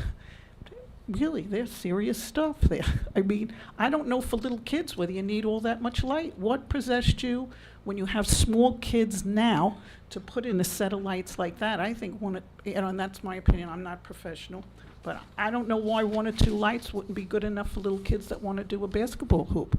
I mean, you're making that yard look like it's a recreation area, not somebody's backyard for little kids, first grade and under. And like I said, this town's not going to police your house to make sure you don't have even your neighbor at Berkshire Court who likes to play basketball might want to come over with his friends and play basketball. And that's what the town, I think, is concerned about. We can't police your house. We have to just put ordinances to protect what we're here for. All right, you don't have to respond if you don't want to. That's just her comment. If That we was were our to question. angle those lights down to whatever degree is acceptable, they would be fully in compliance with the recreational light ordinance. Fully. The lights don't need a variance. You're doing other things, I'm and just in saying, conjunction with responding to that, the light part, I'm it's, I don't know why it's coming off in the wrong way. I have 3 kids. I'm tired when they go to sleep. I'm not gonna be out there with my buddies shooting hoops at 11:50 or 10:55 p.m. I promise you. So, it's for my kids. Okay, let's take a pause from the board. I want to So, open it up to Mr. the Chairman, if I public. may, about the calculations you prepared. Hold off. I want you to hold off. I want to open it up to the public because they've been sitting out there patiently and I want to hear what they have to say. So, the way it's going to work is I'm going to allow each of you to come up, whoever wants to come up and speak, come to this mic. You're going to give us your name and address, and then you can. Questions only now? Yeah, we'll do questions, but I think in this type of situation, we can do both. Okay.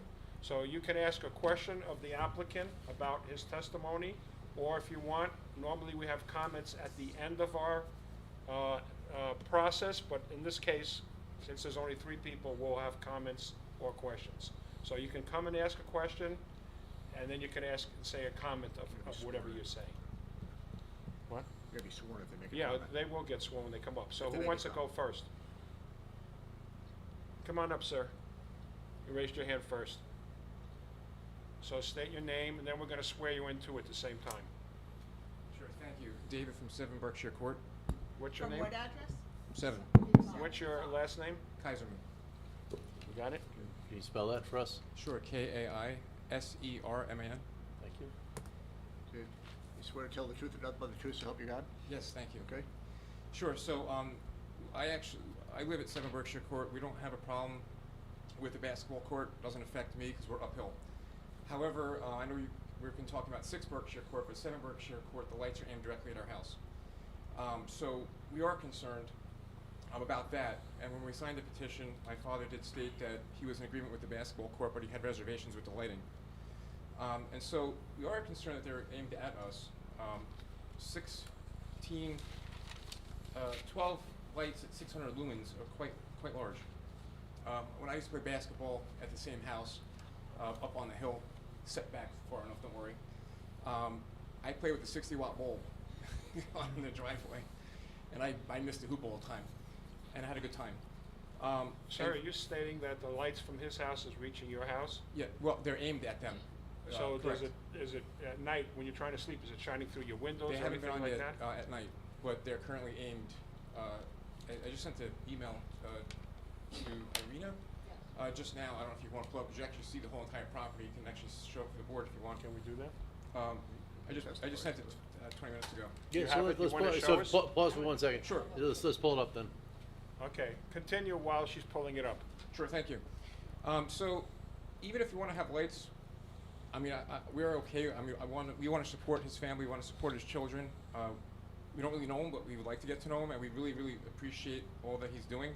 However, we were curious if he can put up some cutoff lights or house side shields to prevent it from spilling over. Shadow box. Shadow boxes, yeah. Specifically to prevent it from spilling over because it's aimed right at us. And we're up on the hill. From every single window you can see the lights. There are no trees obstructing the view.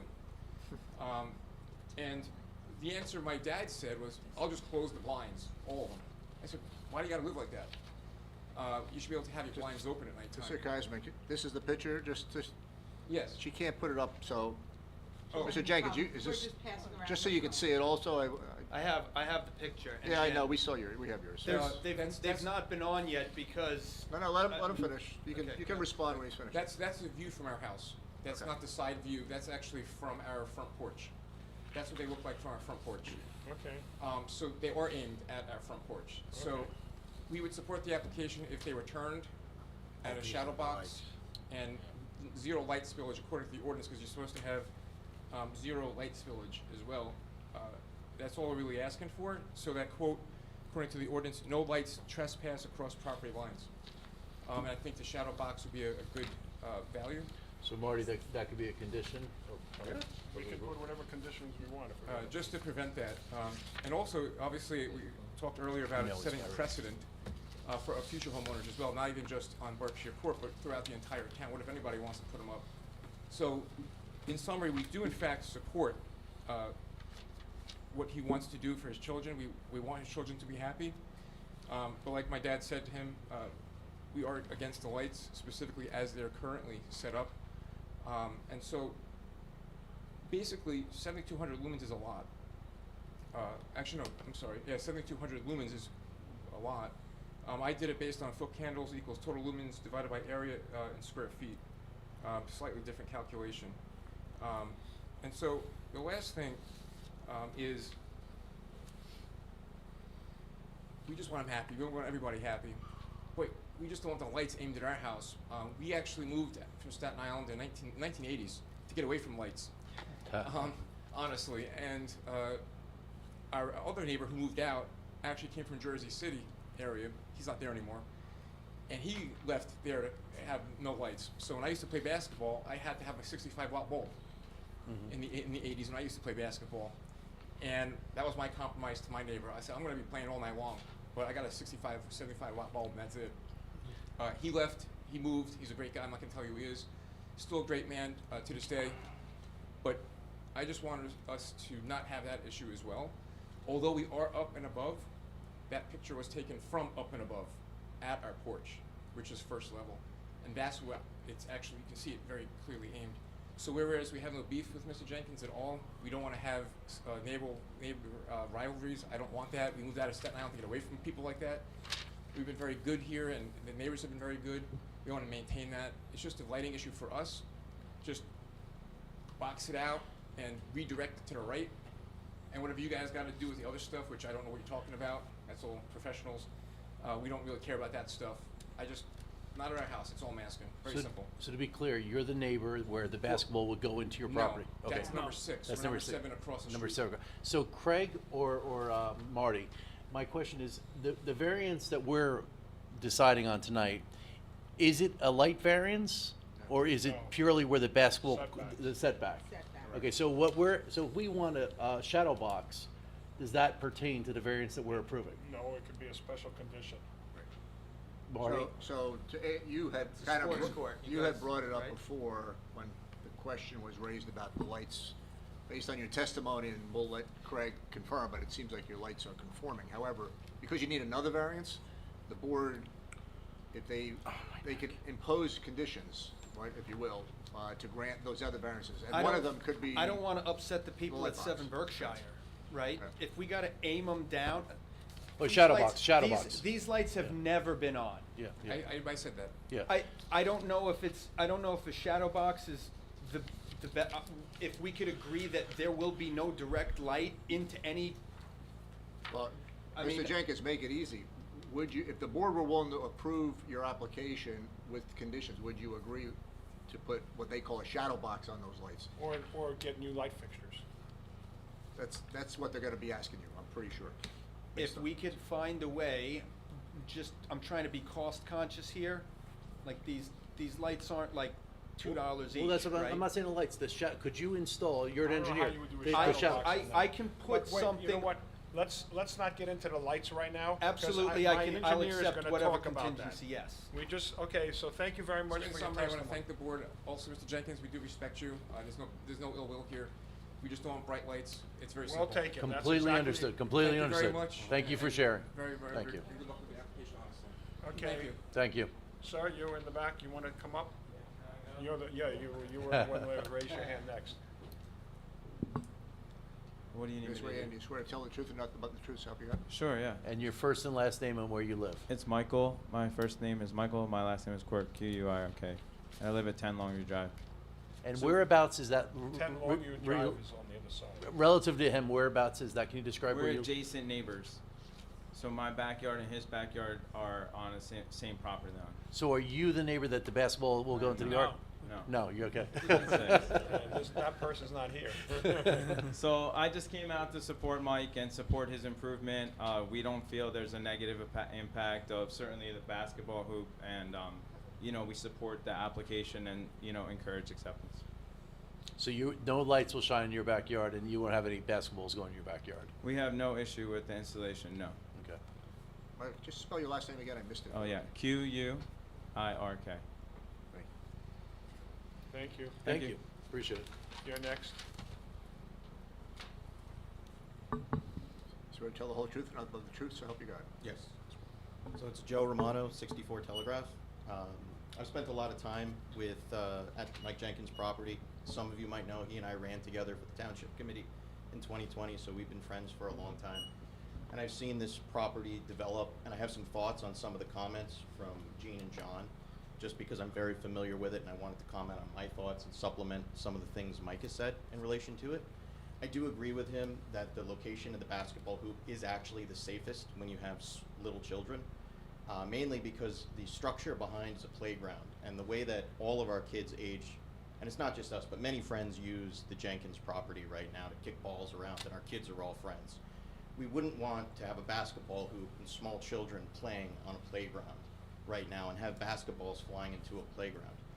On the other side of it, there's a dip and central air units, so you couldn't put a portable basketball hoop there because there's a danger, a falling danger for the children. You couldn't put it at the far end because balls would be going in the street. So the layout of the property, it is actually, in my opinion, also the best layout in the property, and I'm very opposed, Gene, to the portable basketball hoops. Anyone who knows my daughter Mia, she pulled on one of those last year and it fell on top of her and needed 7 stitches on her eye and has a scar now from that water-filled hoop falling on her. So I don't think that that's a great solution. I had one of those in my driveway and it led to an accident with her. So I'm very opposed to those, and I will not have them in my home anymore. So I do agree with Mike that the location of the basketball hoop is the safest for kids right now. He could remove the playground at some point, but I think with all the kids, I think his daughter is 2 right now, 3, a year behind mine. So with small kids, I don't think putting a hoop in front of that is ideal. In relation, I get what you guys are saying about the balls flying into the neighbor's yard. I do get that. I live on 64 Telegraph. It's flat. My neighbor's kids play soccer. I've constantly got soccer balls on my property. I get what you're saying about the neighbors, but there's always stuff on my yard. It's just conducive of where I live. So I acknowledge the concern that you guys have with it, but I think it's a minor concern. It's something I deal with. It's something anyone who lives in an area with little children, we've all got baseballs, golf. I don't know where the golf balls are coming from, but golf balls and soccer balls. I find all sorts of stuff in there. So I get that. I acknowledge that. That is a concern, but I think it is in the safest location if you visit the property. The last thing I want to say is what Mike has built is tremendous for the community that he lives in. I think it has really gone far and above in terms of elevating property value. If you go there and you look and you inspect it, it is absolutely beautiful. I also played baseball through college, and I appreciate the exact dimensions he did. You could tell Mike was both an engineer in the Navy because he's probably took too many shots to the head with the amount of thought he's put into this. But it is an incredible place for all of the families that go there and use it. Nobody plays tennis. I mean, our kids kick balls around and we play bocce, and our kids play baseball and wiffle ball. But I do think that it's a great thing, and nothing like this exists in any of the homes around it. Like, it really has gone a far, I think it's done a benefit to all of the neighbors in terms of elevating property values there. It's unique. I see very few things like this anywhere in Holmdel. I mean, he's really built something very beautiful. The last thing in relation to the lights, I haven't seen the lights on. I've seen them on once. I think he's turned them on once. And it was during the day, so I can't comment on what it looks like at night. But the lighting itself is actually fairly minimal. They're very, I don't know, I'm not an electrician, but they're very low voltage lights. I understand why he put so many because it's a wide space. Like, I get what the other gentleman was saying. Like, I grew up in Passaic in the 80s. I also played under a 40-watt light bulb, but that's not ideal. These times are better and these LED lights are better. I understand if there needs to be a condition there, but again, the lighting plays into what is really a tremendous place for children to play at. And I was very happy to sign the petition that he put together. I know it's not going to be considered, but I did sign it because I'm very familiar with the property, and I think he's done a great job with the community. So. I appreciate your Thank you. testimony. Thank you. Okay, so, we got a Craig, couple. I think, well, Craig wanted to speak. Yeah, I'm gonna say that. Okay. So now it'll be Craig to talk about the lighting. We'll close the public, sir.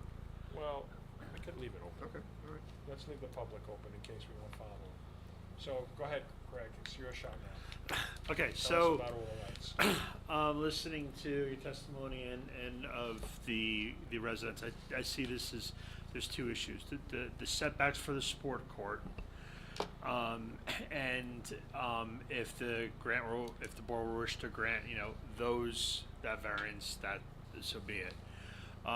The lighting is the other issue, and when looking at the ordinance, I kind of struggled with this on how to really talk about it. And the reason being is I'm not a lighting expert. We do have lighting experts in the office, and I did talk to them a little bit about it.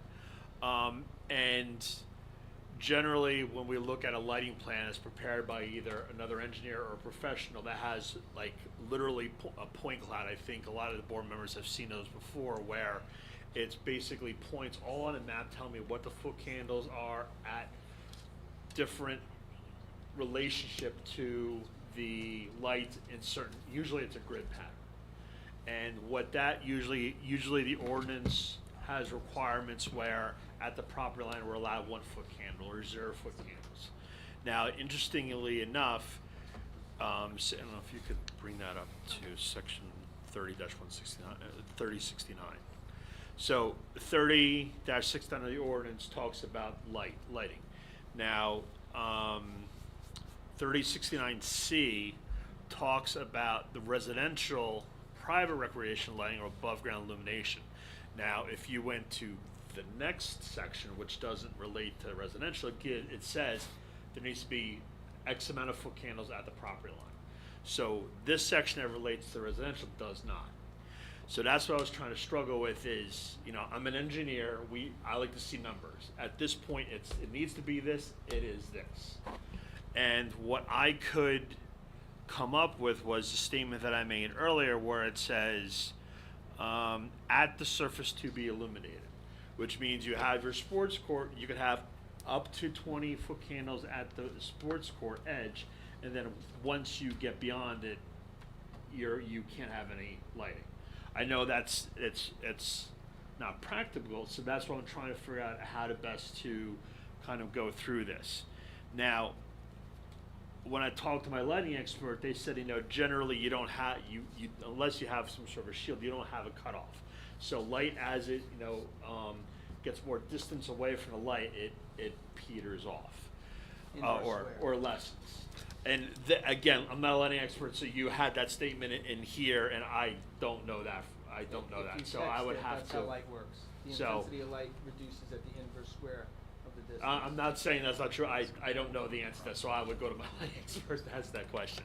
So that being said, even your calculation here, and this is kind of like a line of sight calculation as it relates to where your house is to the neighboring house, but I don't think you really have looked at the property line, which is where I think we need to look at in terms of the ordinance. And if the board were to grant something, relief from that requirement at the property line.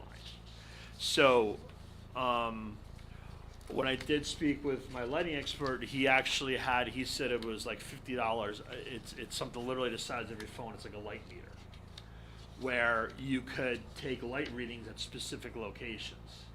So this is where I think if there could be a discussion maybe with the board is if you were able to get a light meter and provide the light foot candles at the property line, what would that be? Would that be 0 based on the way I am interpreting the ordinance, or would it be some other number, probably less than 20 foot candles, that the board may be willing to discuss with you, and then you provide, maybe if you get a lighting meter and provide what the foot candles are at the property line. That would be my suggestion or recommendation to the board.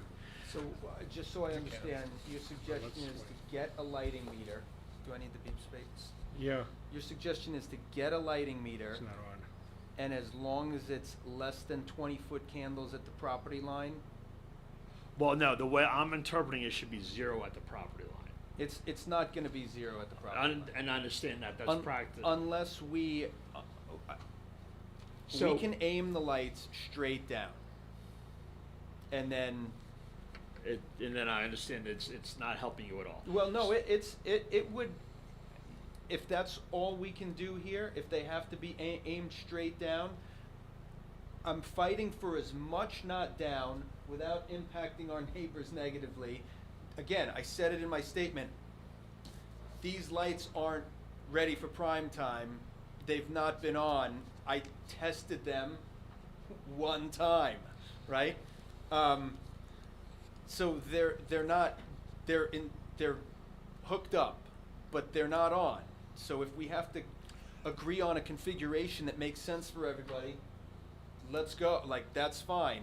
If they have to be aimed straight down to make sure that the lumens, like, that's the shadow box, right? I think it doesn't have to be quite straight down, because if we do even another 30 degrees, then, you know, the beam angle's 120 degrees, right? If you look at, this is 180, so if we're going like this, we're already compressing it. So if we have to compress it, I'm fighting for as much degree up as we possibly can that's acceptable, right? But if they have to be straight down, I think one of the reports says they can be tilted straight down. So if we have to go there, I will happily take it, right? I will happily take it. Mr. Jenkins, if you came from the beginning and said, I'm doing a sports court, some engineer that we have or you would have had would have told you use shadow boxes and make them face in towards your property, not out of your property. Now, I'm not telling you to take and remount all your lights, but that would solve all the issues, because now the only light would be going against your house. I think that would only solve the lighting issue. Yeah, well, that's the lighting issue, but we haven't even talked about the actual variance, what it is. And that's, you know, the sports court location and what's gonna happen with that. So we're kind of focusing on something that's not really what you're here for. You're here for the sports court. So we should I'm fighting talk obviously about for the that. basketball hoop. I hope that we can, Well, the whole court, right? It's the whole The court. whole The whole court. court is a setback, right? the You whole know- court, has been approved, so It I was hope that approved we're not not as a considering sports court. doing that. Not as a sports court. Now Right, it's a sports court. right. Yeah, Ms. Trahan, do you want to just comment on that? About the court being approved by the zoning? I mean, the fence and the retaining wall and the regrading and the turf were approved by zoning permit. I don't see anything there stating that it was a sports court of any kind. I also would note, in relation to lighting, the section that Mr. Herman mentioned, 30-69C, number 2, requires that all lighting fixtures for this type of use, private recreation, shall be designed and located so that the direct source of light is not visible from any adjoining residential property or street. So if it doesn't comply with that, that also needs to be something that the board grants approval for. Because we asked in our letter for a compliance statement because we were unable to determine if it complied or did not comply. So if we're hearing that it does not comply because, you know, he's saying that the lights would light up the property line, then I think he needs an additional relief from that requirement. So this is adding a little bit more to tonight's complexity. You know, so I'm just making a suggestion here. I think there's like 3 points that I would like to extend this to another meeting. One would be getting a lighting specialist to kind of concur with you and you, Mr. Jenkins. Number 2, I would love to hear the testimony of the neighbor that the basketball would be going into their yard. I would love to have them here for the next visit. And lastly, is if the board's okay, and again, Dimitri, Marty, you comment on this, is having a board site, because it's very complicated to see where all these things are in relation to the front, the street, the backyard, this neighbor, that neighbor. So I would request a board site visit, if possible, Marty and Dimitri, Mr. Chairman. Well, we can talk about that, and that's a good suggestion. I'll just say, though, you can't force 6 Berkshire to come here. He was Yeah. noticed, Yeah, yeah, he didn't okay. show up. Yeah. Well, if he asked him, he would, Yeah, I'm but sure he even would if, come. but even if he came and he said, I love the idea, it's wonderful, then that's one person. If he sells his house tomorrow, then what happens? So we can't use that as a reason to say yes or no. Right. Understood. I So think, does it matter if you hear from 6 Berkshire No. or not? It Not doesn't, to it sounds me. like it doesn't, no. It doesn't matter because we go by the land, not by the individuals, because that can all change. I think, although I'd love for I'd love for us to high five right now and go, if you guys did a site visit and you looked at where that basketball hoop is, and you will see for yourself, nobody's gonna be down there ever, and nobody's. So I think you'll that see. would be helpful, yeah. But we also have to figure out what we're gonna do with the setbacks. Now, how much is the court into the setback area? We didn't even talk about any of this. If you make what was previously approved, Yeah, but that's But over now. that's- That's like that almost doesn't count. void because you made it into a sports court. So now we gotta look at the regulations of a sports court. How far does it have to be from the property lines?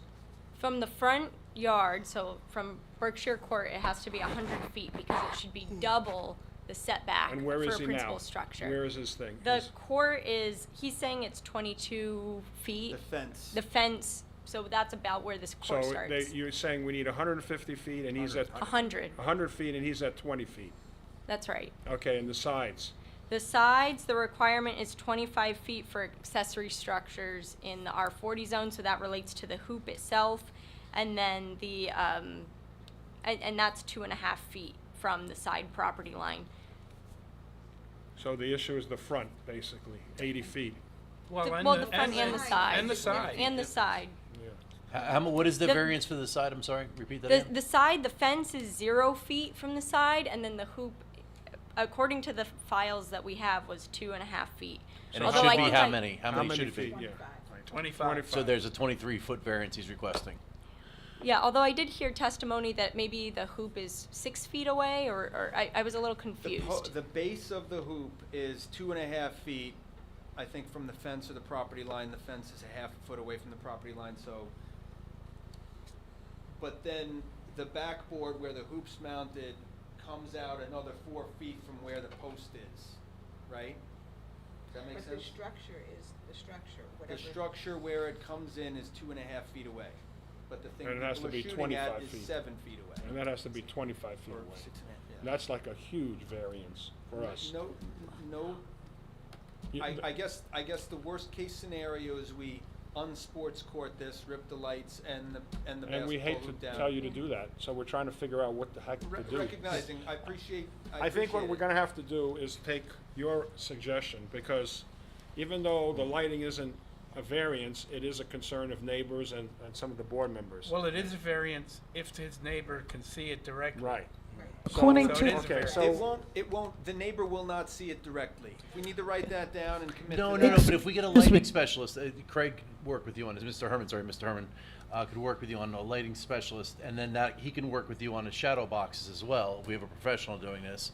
And then I think what Dimitri is suggesting is that the board does see a site visit, and I think you are agreeable to that, so that we can understand what you're trying to describe to us, because like I always try to piece together those 6 pictures of exactly where everything was, and I still don't have a complete understanding of where everything is. Francine. Go ahead.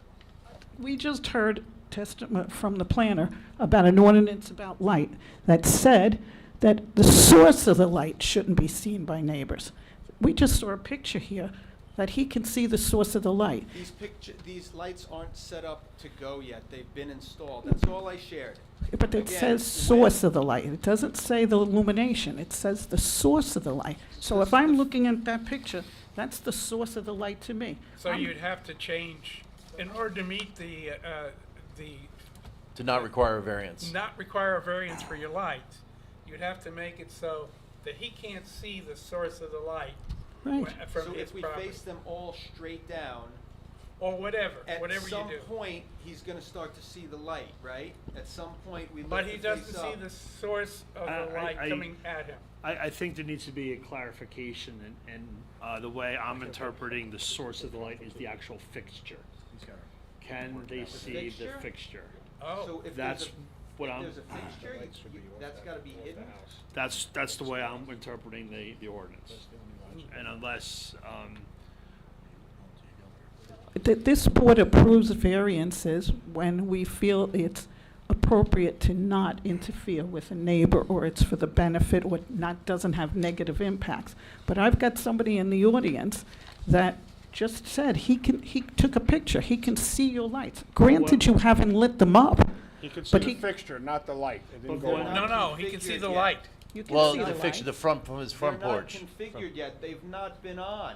He Yeah, sees, the fixtures he from the front sees the porch. fixture, he From the doesn't front- see the light. That's what his testimony. But when- Well, no, wait, no, that's not true. Yes, that's If you what it look at says. that picture, you can see where the light would be coming from. Right. Can we, Right. can we clarify? Not the back of Is the it a- light, you can is see it the a front big of it. deal to see the lights, or We is didn't it a close the big public deal to portion. see light shining into your? Sure. I'll shed some light on the topic. Trying to get some levity here. Thank you. I'm a dad of four, so I have dad jokes. So to answer the question, to support him but also support the board, I'm going to be right in the middle on this one. I don't care if I see the light. The fixture, the physical item itself, although I'm disagreeing with the planner, although I want to support him at the same time. What I am disagreeing with is I don't want to see light, we don't want to see light in all of our windows, which, if they're currently aimed, can't be a rocket scientist not to see it's going to aim right in my house. I don't want to see the lights aimed in my house. If they aim at 6, I don't care. No offense to 6, but just not number 7. Yeah. To the point of, and even if I leave, my parents leave, it's like the board said, maybe the next guy doesn't want to see it, and maybe he doesn't want to fight. I don't want to fight. I like Mr. Jenkins. I got no beef with him, none at all, 0. But I do have beef where I don't want to have to close my blinds. So all I'm asking is very simple. I just don't want the lights coming in my window. Right. So, but logically, if you take a flashlight and aim it at someone's window, it's going to go in. Currently, they're aimed at my window. You take the flashlight, you aim it the other way, and they won't be in my window. Right. We So understand. That's, and I'm making it very simple. I do That's think all I'm it's asking. unreasonable not to have the flashlight itself visible. I'm not, yeah, I'm believe it or not, I'm actually not disagreeing He's with talking about the But lens. the Yeah. issue here is The what lens the is, ordinance Right. he can says. see the lens. If I can see That's- the Go ahead, lens, I'm going jump to see in, the Lori. light. Here's But I the am agreeing with problem. Ms. Jenkins. Wait a minute, hold on a second. Put your mic. Little things, That's the all I'm gonna say, issue thank here you. has to go back to the planner. What does the ordinance say? We have to work with what Holmdel ordinances say. We can't just say, okay, the neighbors are fine with it, so don't worry that he sees the fixture. So that's what we need, an interpretation of the ordinance. I'm hoping it's from you. Well, any interpretations of an ordinance are by the zoning board, but it says in order to prevent direct or indirect glare, and I agree. I think it's the lens of the light. That, you know, if you were to glance at it and then look away, would you see the little spot in your vision? You know, because that's how you most prevent the glare. I'm not sure if like the casing of the fixture matters so much, because you see street lamps that are nicely designed, and seeing the casing of the fixture doesn't matter so much, but the light source itself. Right, the Yeah. lens, yeah. So, to me, what Jason suggested and what you suggested, we have to do.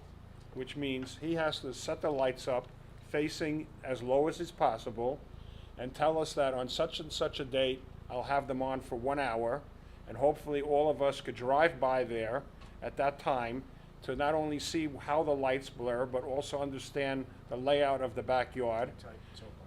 What? Topography. The topography of the backyard, as far as all the things you described, and we're trying to understand, because I understand a little bit more, and I did drive by there during the day, but I didn't know all these things to look for. So I saw your yard, I saw everything, but I wasn't aware of what we were gonna talk about today. So now that I am, I can go back. But if we go back at night, we can see the place is probably gonna be lit up enough for us to see everything that he's talking about. Plus, we can see, walk up the cul-de-sac, go towards his house, see what kind of light is bleeding, after he sets it at where he says is the lowest possible angle. Because if that happens and we don't see it, the light's going off your property, then that's something the board will want to consider. But if we go there and we see the lights lining up the cul-de-sac, that's a whole different ballpark. You understand? Now, are It's not you gonna agreeable light up to the something like cul-de-sac, that? I will accept whatever you guys come up with. Well- Whether that's as bad as ripping everything down, I will accept it. I'm sharing, I will. I'd love it for not to go there. If we have to go to a max down angle on the lights, I guess that's acceptable, right? Well, what I was hoping for was the first point, a lighting specialist to work with you on a shadow box as well. So I don't know the timing, Marty, of how much notice we have to give Yeah, before we do a but, board site but visit. Jason, I'm not an expert on this, but I'm pretty good with construction. I don't think you could take those lights and put a shadow box on them. So that would be, he would discard them. So the first step would be to him tilting it down, like you said, unless he physically built some kind of a wood box around them to hide them. You know, that's a whole different ballpark. But we're not gonna design that here. That's not our job as a board to figure out how to do it. Our job is to see that we give as much justice as we can to him and the neighbors, if we can. I feel if you guys came by, saw where the gate was, saw where that basketball hoop is, looked at the next house, I don't think we'd be thinking the basketball hoop is a big deal. It's not like rolling into somebody's front lawn where it's an eyesore. They can't even see it from their house. So that said, regarding lights, I'm happy to set them up so they're flat, with the understanding that if we can elevate them as much as possible, high five, great, done. Okay. I'm hoping we can get past what Joe shared. Mine are running into the neighbor's yard. And again, down the lines of levity, I mean, yeah, it's nice to have a basketball hoop, but we're gonna be baseball family people, right? Well, then you don't even need it as high. Well, again, I feel like different sports makes better people too, so. All right, so look, it's getting late, 9 o'clock. We never took this long for one person. We broke a record today. in all my I years. apologize for being responsible for that. So, listen, okay. the only thing that we talked about here with Jason's suggestion, are you agreeable to do this some evening, that we're gonna try to figure out a date? I think it's important, at least maybe somebody come by during the day to be like, dude, the basketball Well, I think the whole board would have to come. We're not gonna all come together, but, you know, we wouldn't even call it an official site visit. It'll just be a pass-through. So we need to pick a date. And you're okay if the board comes on your property? Here, Just, I know you don't care, but I gotta say. Yeah, for the record, that we have permission to want go walk on trespassing. your property. no worries. David, are you okay? You're in the back. If they walk on your property? Can we go over to your house? I know. You okay? But you're right. Okay. All right, so let's pick a date that you can set up your lights at the lowest possible angle without having to change anything that you already have up there. And then somehow we're gonna go there, and some of us could go in the daytime if you wanna look, and then go back at night, that's up to you. But let's pick a date to do this. No, we're not doing it Saturday. It's gonna have to be a night. It's not official. I just wanna have. It's just official drive-by, unofficial drive-by. So guys, is there a particular night that would work for you? Because we gotta do it like what, around 8 o'clock at night or something, when it gets dark? 6? Really? 6:30. Okay, so let's say 6:30, 7 to getting 8 dark o'clock. tonight. 7 to 8. Yeah, How about a date? Anybody have any particular date? On Wednesdays and Thursdays, I'm in the city, so it'll be a little challenging, maybe like 6:30. Okay, Wednesdays and Thursdays are out. Are out, yeah. Okay, next dates? So Monday or Tuesday, if that's, works for anyone here. Monday, Tuesday, how's that for everybody? I think it's okay for me. Yes, no? Whatever. Are Yeah? we talking next week? Yeah. Oh, It will be October 20th and 21st. Have the You lights say prepared. when. If you need them by midnight tonight, I'll make it happen. No, how about How about- Monday or Tuesday of next week? I knew you were gonna say that. It will be ready. Is Tuesday good for you guys, or Monday better? What day? Either day? So Laura, you're good, Fran, are you good with either day? Jean? John? I ask, what are we going to expect? You have adjusted the lights down, or they're going to be put on You're gonna exactly say- the way it is? You're gonna say these lights need to be on at such and such a time on such and such a day between the hours of this time and that time, and So we'll make I that think happen. Dimitri's saying October 21st, Tuesday, October 21st. Dimitri, is that correct? Yeah, I mean, if that's the date that, if anybody can make it on Monday? Gene, Tuesday or Monday? Tuesday, As far as I 21st? know, What it- day it's are you good. looking for? You Tuesday, 25th. I prefer Monday because I have a meeting on Tuesday night. All right, so- Actually, the festival. All right, so Monday the 20th. Do we wanna bust it up over a couple of nights if it's easier No, for let's you do guys? one Monday the 20th. We Is it- could if you want, but Monday, why do I inconvenience you and do it a couple of days? Okay, I'm so happy to Monday, take it. so here it is, Monday the 20th, between 7 and 8. Is that good for everybody? Good for me. That works for me. And if somebody wants to go during the daytime to look at it, they're welcome to do that too, correct? Whenever. No, but they're not gonna knock on your door or anything. We're gonna pull up to the cul-de-sac in the back over there, and we're gonna walk out and look around. At least that's what I'm gonna do. Monday the 20th between 7 and 8. Yep. Monday the 20th. And just to clarify, you're going to light them up the way they are now? No. She's gonna tilt it as low as they possibly can be. And just to clarify, if you guys still are, hey, that's not okay, I will chuck these lights and get shadow All right. box lights if need be. That's, Okay, what we're gonna Love do not to now do is that. we've talked about that, we're gonna pick another night to carry this, so we're gonna ask our secretary to look when we can carry it, and that we'll come back and discuss Oh, what that we is all gonna saw. be- just throwing it out there, is it reasonable, let's say the lights, you guys see it, you guys go, basketball hoop's fine, the lights are acceptable, is there a way to contingent high five and, no? Nothing We like have to that? come back and have another hearing. Yeah, I'd unfortunately. like to ask if it's okay I for, figured I'd give it a shot. Okay, so what, Wait, Francine said. I'd like to know if it's okay for the gentleman at 7, when he puts those lights on October 20th, to come back when this is re-noticed to let us know how it was for you. Did you have to close your blinds? Closer to my, Yeah, no, Francine, great point, Francine, yeah. I would love to hear from you that during that hour, you were fine with the illumination, or not. okay, Irene? Thank you. yes. Irina? Yeah, but What dates? they're a little bit tough scheduling. I'm sorry, December 3rd? You're not, November 5th, we already have 2 December 3rd. applications. December 3rd. December We 3rd. would have him go first, And right? we'll have him go Yeah, first. yeah. It Okay. seems like everything went pretty quick anyway. Last What? wasn't so late until I went, now we're all here, so. December 3rd. Without further notice, we're gonna Can I just ask one quick question? Absolutely. Because I want to understand. When you call this a sports court, the only reason you guys are calling this a sports court is because of the basketball net? No other reason? Well, there's also the tennis, temporary, net. I guess, tennis net. was Hold on, hearing the about portable net baseball. wasn't a big deal, right? But no, I need to know the answer because it depends on the zoning ordinance.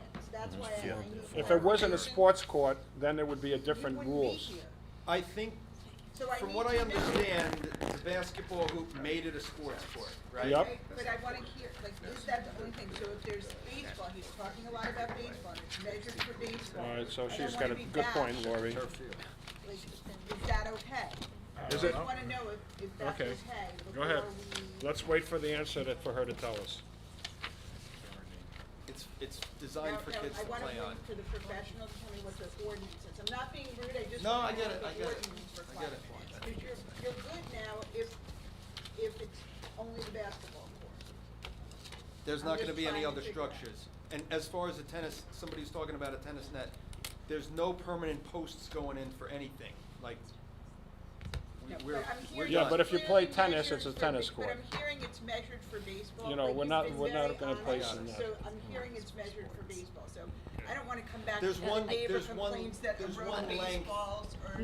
there's going one in the street. dimension inside the court, I guess that we're calling it, inside the area, that is measured to accept the biggest baseball throw that's measured, right? First to second Home, base. home to second base. Okay.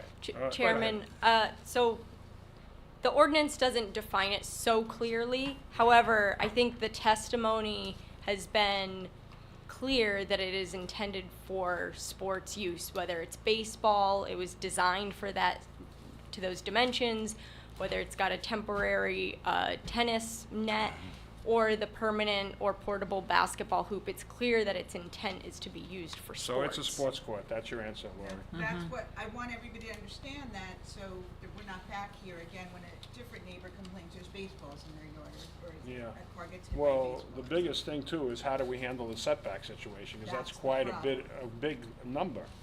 So we're only focusing on the lights. To me, that's the easiest part about it, because you could even put new poles and do anything, move it away. But how do we handle a sports court that's 100 feet, 80 feet the wrong direction? Well, that's why, That's I a think major the light thing. thing got out of control, and I Yeah. understand why. And I should have but rolled if you guys back. Everybody needs to understand, if this is a sports court, we have dimensions we have to figure out Yeah, here. and we one have of the to be problems okay you with have is that if it's just, for example, if it's just a grassy area, he could be out there, you know, throwing the ball to his kids, Absolutely. and we wouldn't call it a sports court. I think so Mr. Jenkins is going to show us, or what he wants us to see on the site visit, is that there's a necessary hardship for the property that is configured in a certain way, that this is the only place to put this sports court. While you guys are there too, please recognize between, he was here, Michael Quirk, the size of the trees between 4 and 10, 4 Berkshire and 10 Longview. Those trees that are in front of that court are gonna be those trees one day. I understand that, but guess what? Somebody else, those things could die. I understand They that. can be infected by some disease, by those They could get stupid COVID. spotted lantern flies. COVID. Who knows? Tree So rot. trees are only a temporary thing, unfortunately. I got you. Can I just ask a question? Is the setback aggravated because he's on a corner? No, No. no, it's just from the street. So it's not having to do with how his property is located? If he was straight on the street, those setbacks would still apply? Right, because the corner intersection is nowhere near the sports Okay, court. because I Yeah. know corner properties have a requirement of a further setback, and I want to know if he's being penalized because he's on a corner that he needs. No. No. The thing about the other side of the property, because there's a chunk of land that we can't use, there's a septic there, it's like we can't, it won't work. There's like a huge bump in the other side of the property, the side that's nearest Longview and Berkshire at that corner. So we can't, you'll see. Okay, I have When you one more board member would like to ask a couple questions, and we'll be done for the night. Go ahead, John.